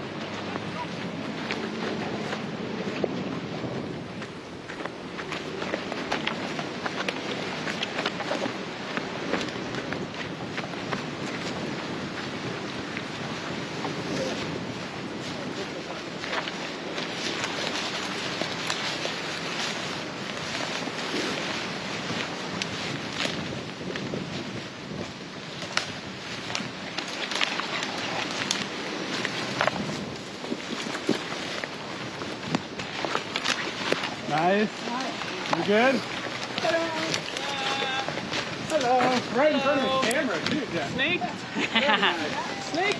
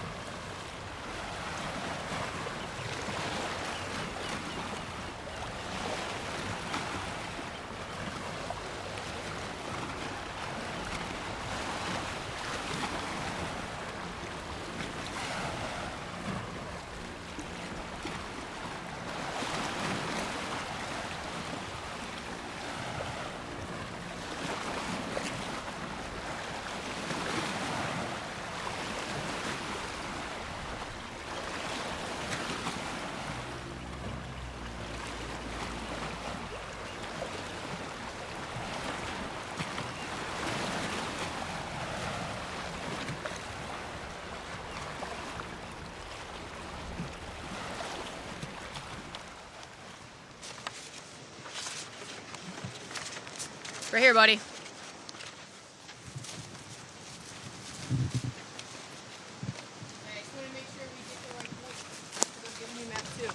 Okay. I want you guys coming down south on this island, right, and swimming over to here. Okay. Okay. All right. So then this is map 2. Okay. Okay. Okay. Got it. Oh wait, where's map 1? You need it still? Yep. You still need a map 1. Yep. You need both. And then hey guys, let's do this.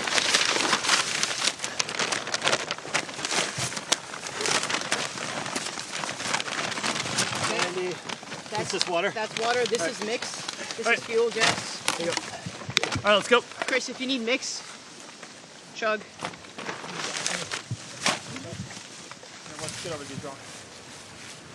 Hey, so back the same way, then south. Good? Good. Yep. Dude, you fucking hammered. I love it. All right, got everything. Good. That was a quick stop. No need to have a powwow quite yet.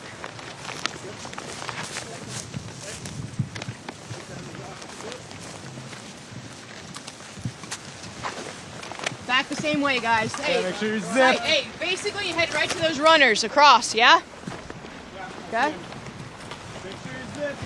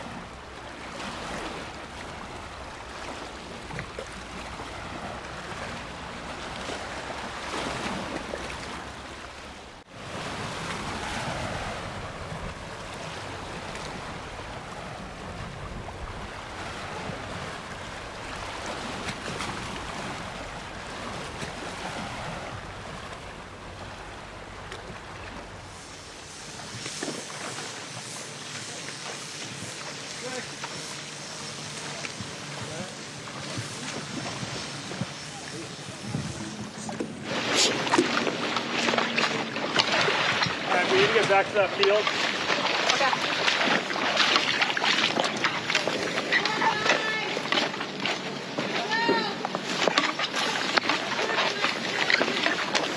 You got a tether draggy, Jared.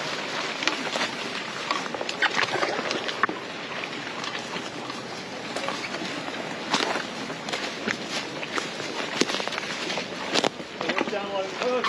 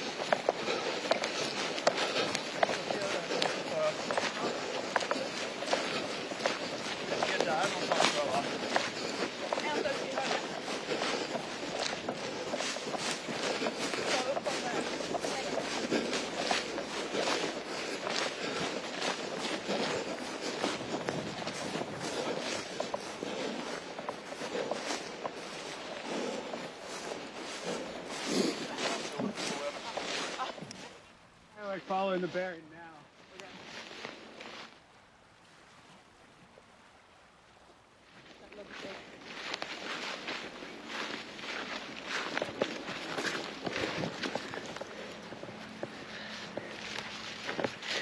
No more right.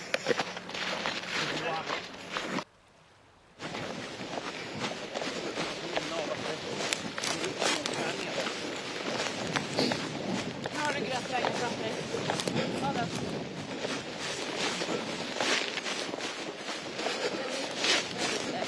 Ja, verkligen.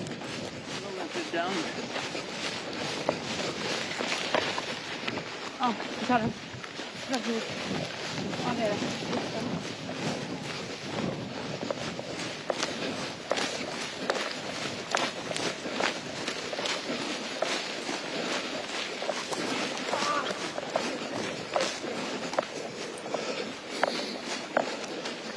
Det har så väldigt dåligt tyvärr när ni pratar, men var det någonting jag skulle tänka på? You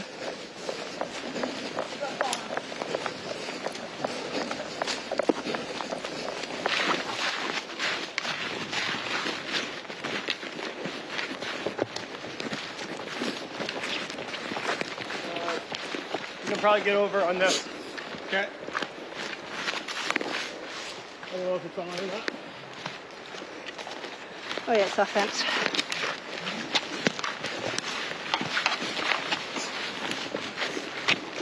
You just need to get through this, right? Yeah. It's not on. It's not on. Oh, I thought I could get hit. Yeah, what does it do that? Maybe I'm just really tough.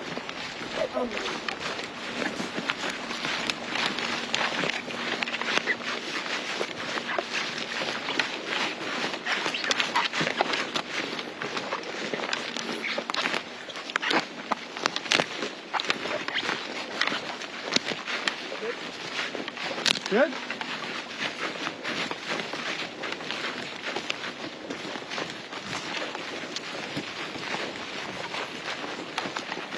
Jaha, såg du så många? Ja. Ja.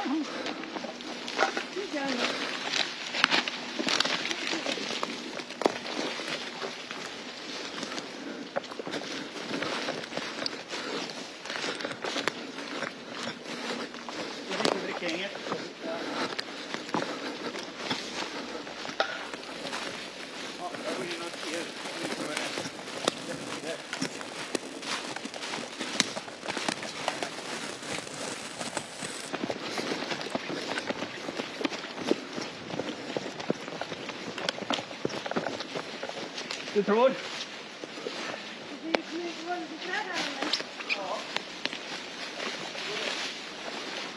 Är det inte en stig bara 50 meter åt höger? Ja.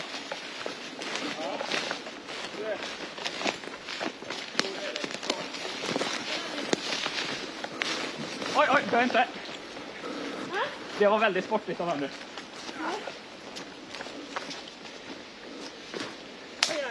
Är det lilltaschen vi har fått med oss? Ja, det var väldigt. Det var väldigt. Där var vi i sist, va? Vet jag inte. Det kanske var den här ön i alla fall. Men vi ska hålla med vänster nu i alla fall. Ja. Men vill du gå på den här stigen? Ja, alltså. Jag tror att det är där. Men vi ska...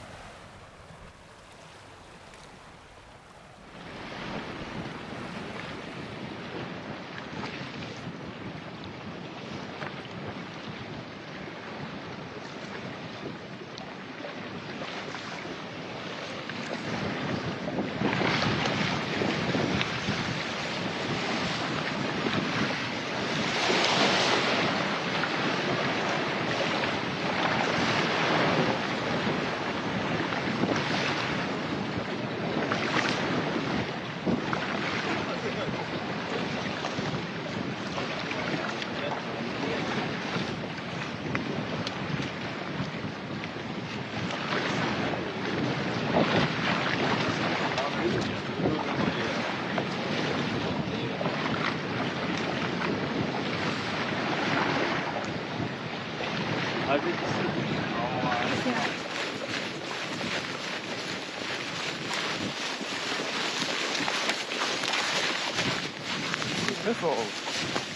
in Scotland? Hopefully they're not that loud.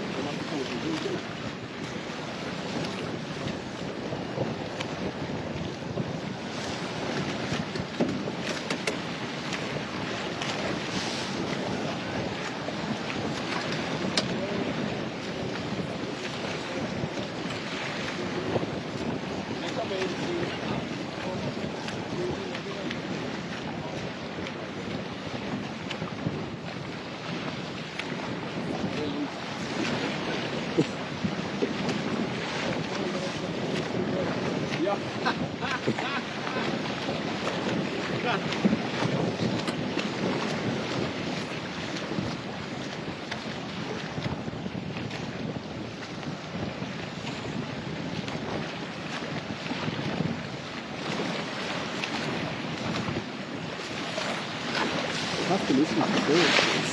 It'll be interesting to see the speed actually. 1 kilometre off there. Got the clock on. Yeah, right. So yeah, it's going to be interesting. It feels like you're getting older. Like when you watch it and you're like, you're not moving, but it's like they are going that way. I think they're doing. I think it's going to be actually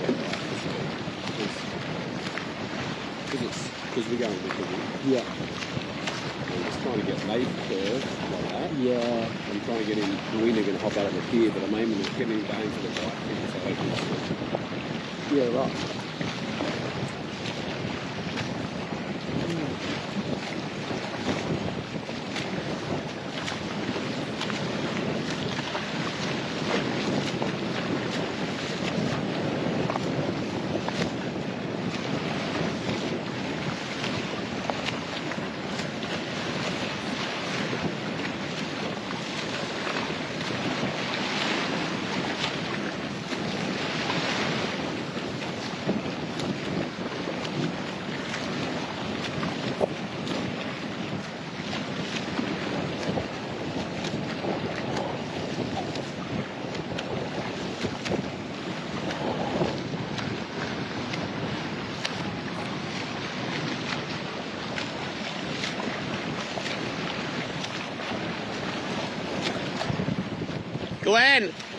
Glenn!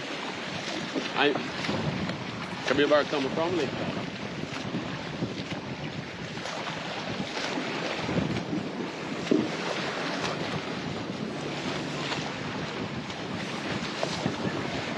Glenn!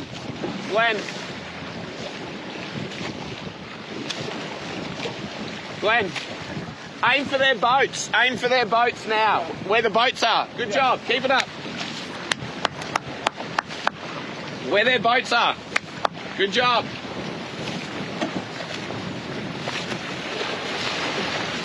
You gonna run, Shane, or are you just gonna ride on the boat? We'll see how it goes. I enjoy it. See some popping flats from all sides. Helps if the boat picks me up.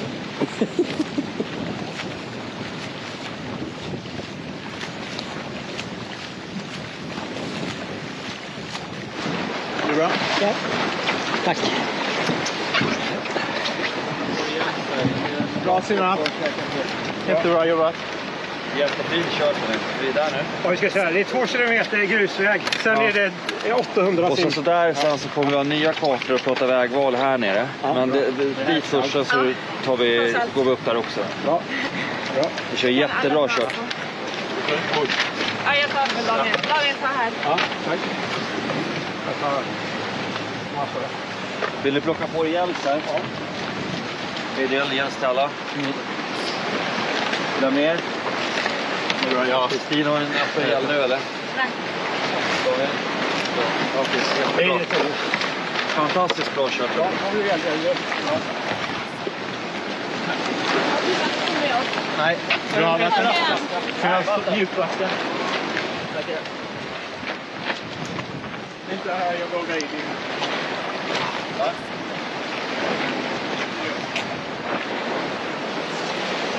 Då är det en tomma.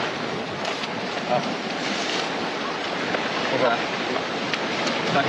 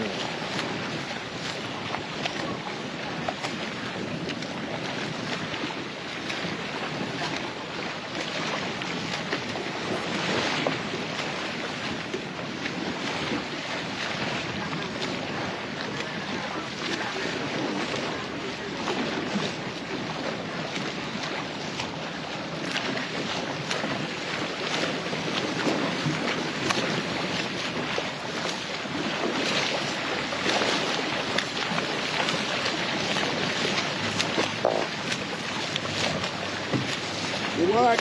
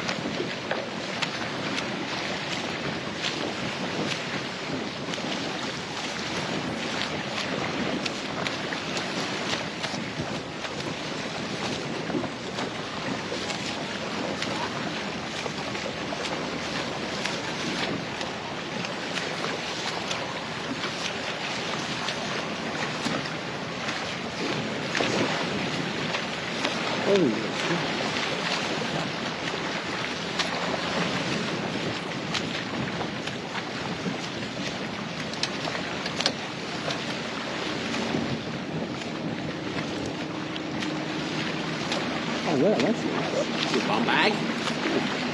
Fanny bag? I think bum bags have got Pretty such clean, correct? Oh, mate, the fanny packs are the best, to be honest.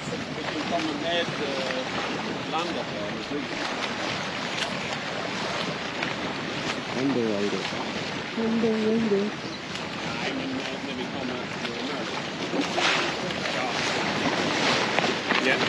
Ja, precis. job. Spot on.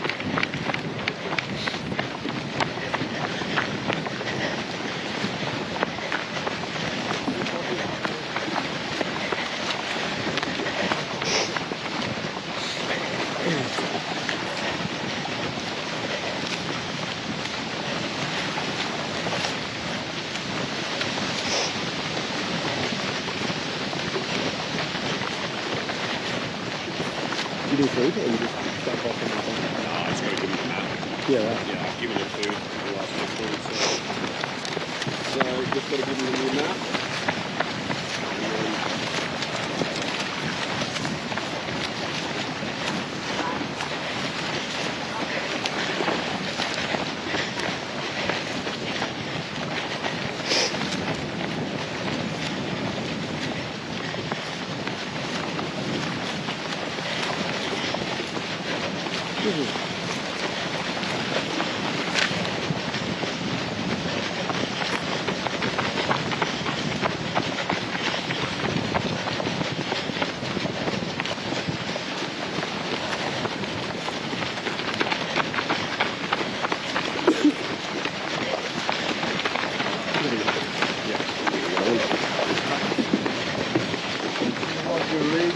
Yes, please.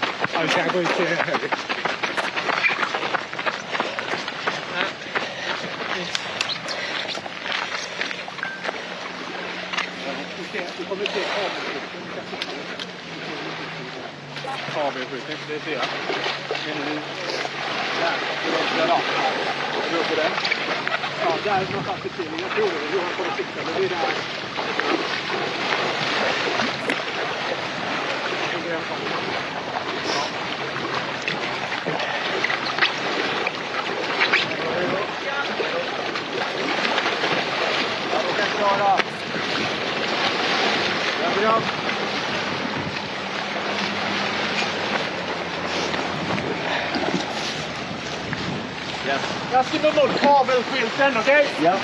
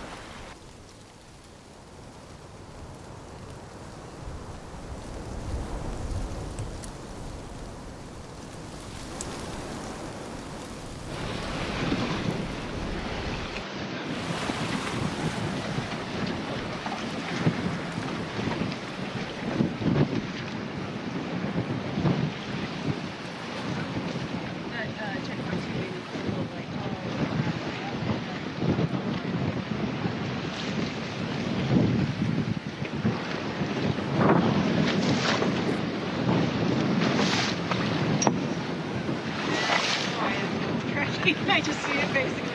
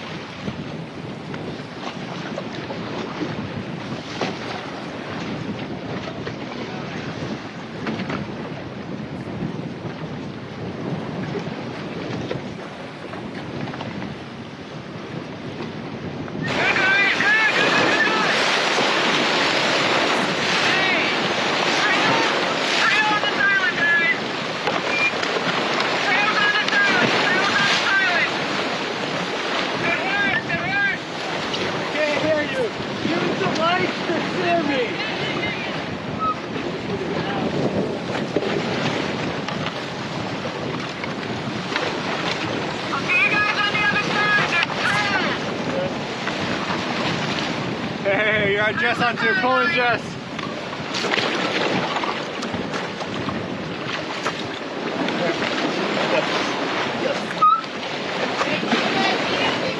No, let's go. Oh, good. Hey, use the lights to steer me. I can't hear you.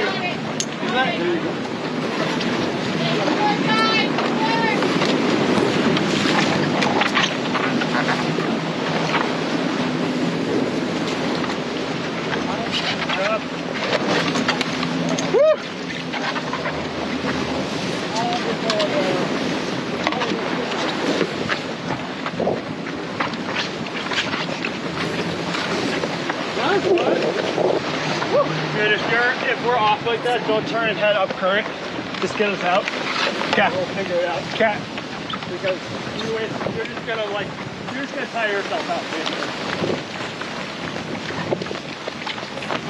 Is this a small island? We got a 2 mile round, I think. Yeah.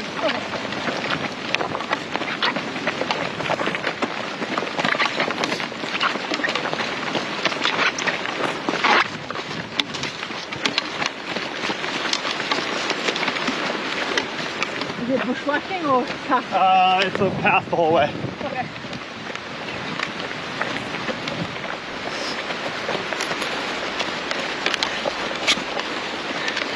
Yeah, just get us out. Because you're just gonna tire yourself instead of like parallel and yeah. Okay.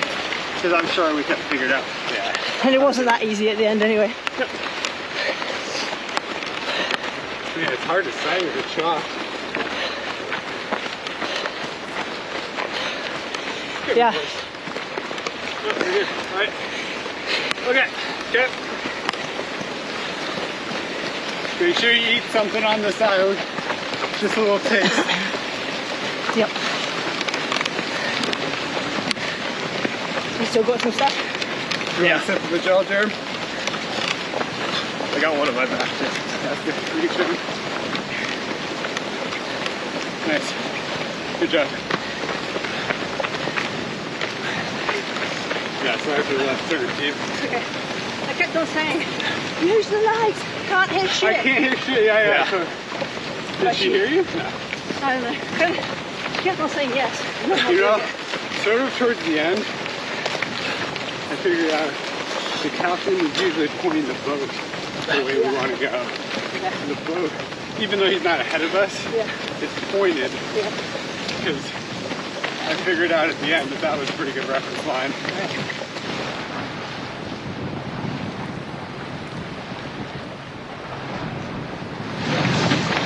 Team 6 and Johan Hasselmark. How far is the race going? Well, we are starting. We have a couple of minutes lead, but so early in the race that means absolutely nothing on the other hand. So, but the team is doing their pace. They're going fine, and drinking and eating already now they're doing great. So yeah, stable pace, and yeah, we'll just see how it goes, and doing our own race at the moment. Yeah, thank you.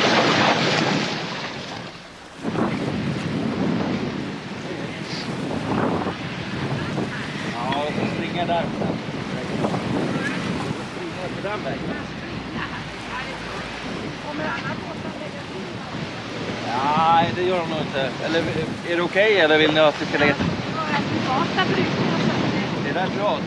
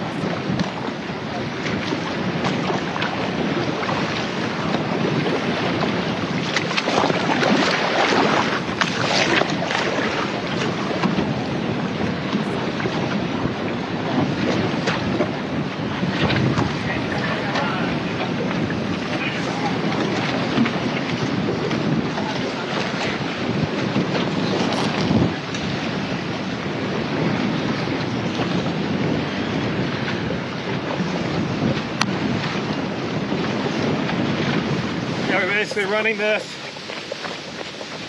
we're basically taking this like southwest all the way down to a port, and then we have a, I don't know, swim to the mainland? Yeah, 0.73 swim across to somewhere, Grotto, 0.7? Yeah, she wrote 0.73. So 700 meters. I don't know what that means. Okay. 730 I'm hoping, or it could be 0.73 miles. Nah, she wouldn't use miles. Because she wrote 2.4 M up here. What? Yeah, that's what I'm saying. I don't know. She's gonna need to change her. It's okay. We need to clarify. But it looks about 700 meters. Even in like Americans, we still use yards and meters for swimming. Yeah. No one ever says like I'm gonna go swim 1.5 miles. Even Americans. Even Americans.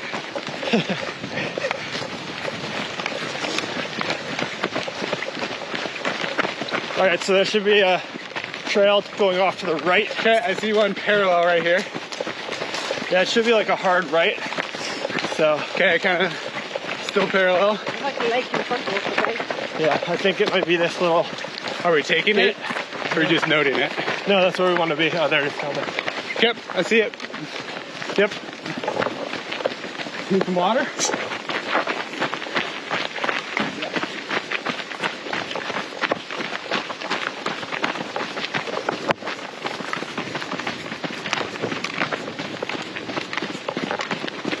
How you feeling? I'm enjoying this one. What? I'm enjoying this one. Good. Oh, electric. Here. Go. Thank you. Another one. These ones are probably on. Let's not find out. Yeah. Yeah. Those are the ones that.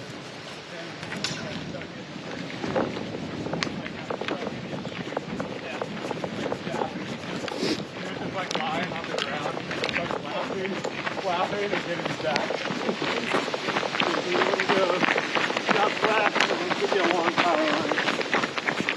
See power lines.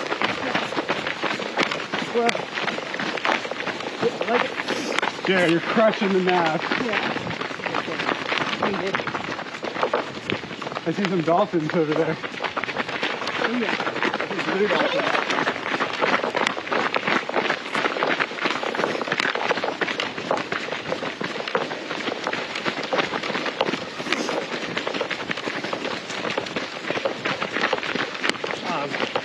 This map can go bye-bye. Okay, I got it.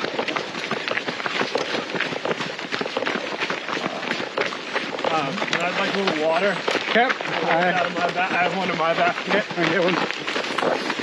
Are there two in there? There's water and gel. Okay.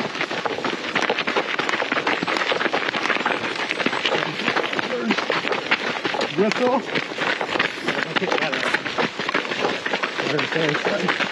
Water.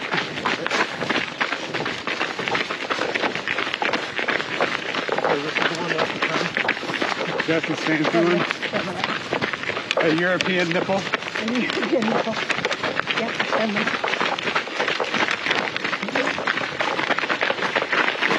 Maybe I'll take a sip. Got it.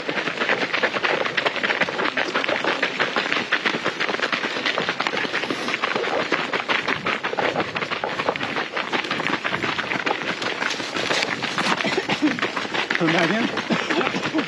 Whistle first. Yeah, second. Did you lock it, Jess? Yeah, no, I didn't. The water? I'm going to suck it off. I'll get the rest. Okay. I locked it. Is that on my car? Yep. Take this down. To the trail intersection. I'm going to turn left. We're going to run down to a port. The zip. Thanks.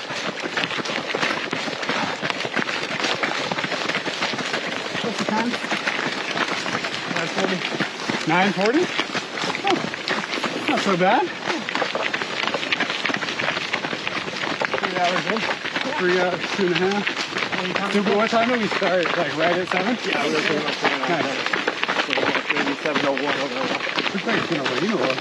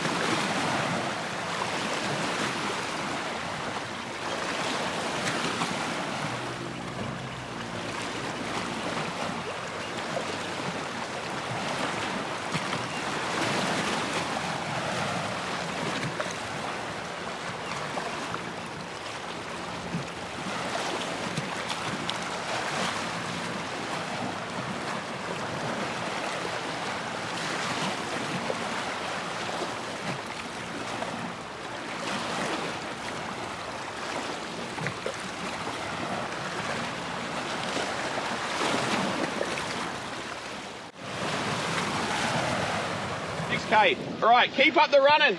All right, don't let them catch you on the nav. They're struggling on the nav. Don't let them catch you. Okay, they're swimming a bit quicker, but they can't nav as well. Move it.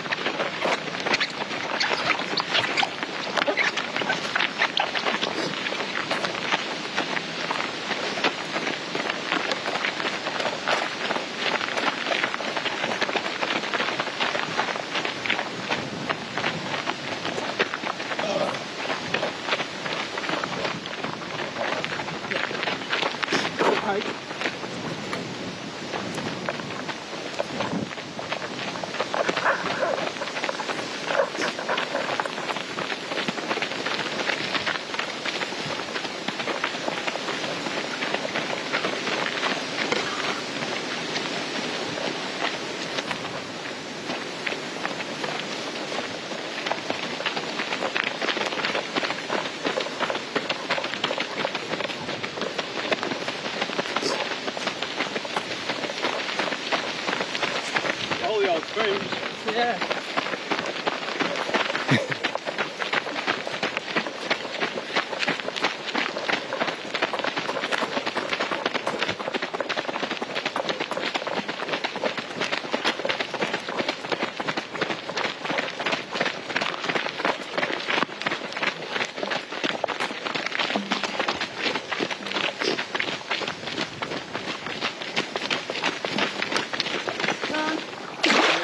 Boys in.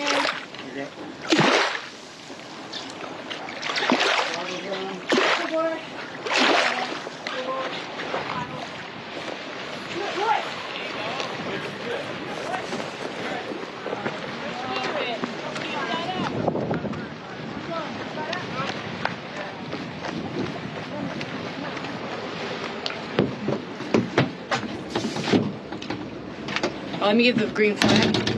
Yep, you can wave it straight away.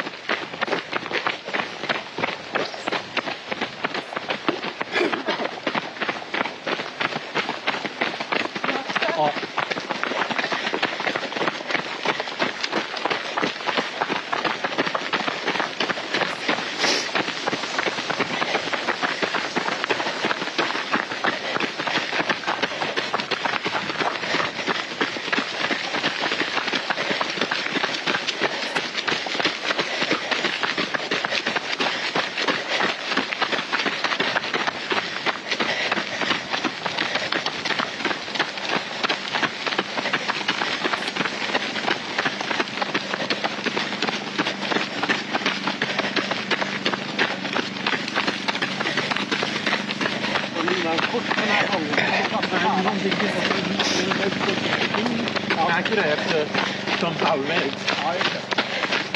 Man så fastnat i... Man så fastnat i fältet. Så han är så nära. Och sen är det bara slätt. Och sen var det bättre. Ja. Och kände det som med det slätt. Och bara, vad skönt.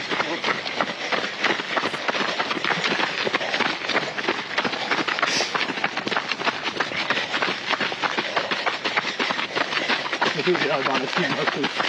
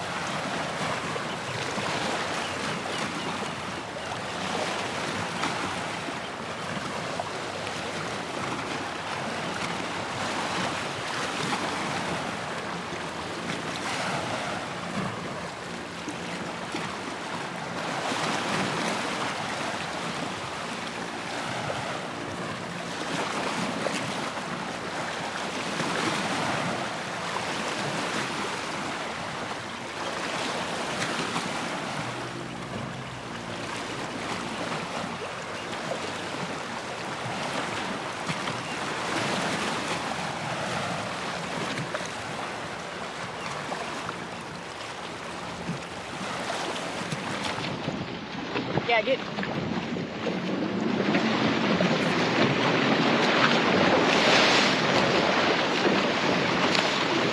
Right. Between the rocks. Between the rocks.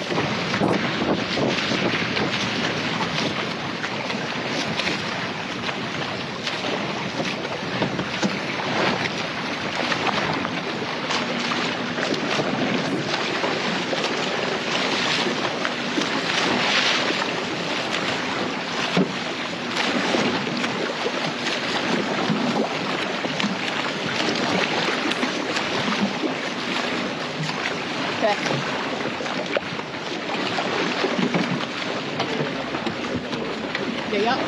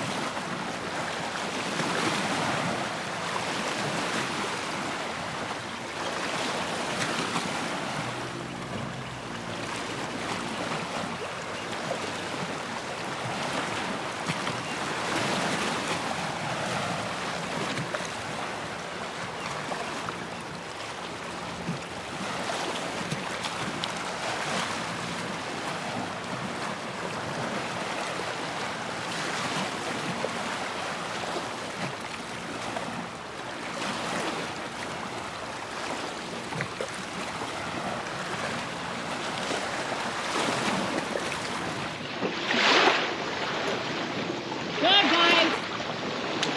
Good work. Hey, you want to switch shoes for shoes? It's not no big deal. You guys had a long run.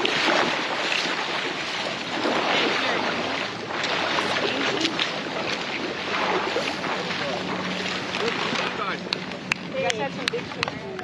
I did the math on everything. It's going to be much quicker. So checkpoint 4-3 is over here. So I have you guys coming down here. On this island, 4K here, it's longer this way and more on land. So here, run and lots of running after this. Okay, so I had you coming out here, give you a little bit extra run, shorter distance on this island for a bit, come out here on this road trail, we'll skirt these islands and hop out here, okay? Okay. Is that better than that one? No. It goes into a there's a property right there, right? Okay? So I'll finish this, but just know, Jared,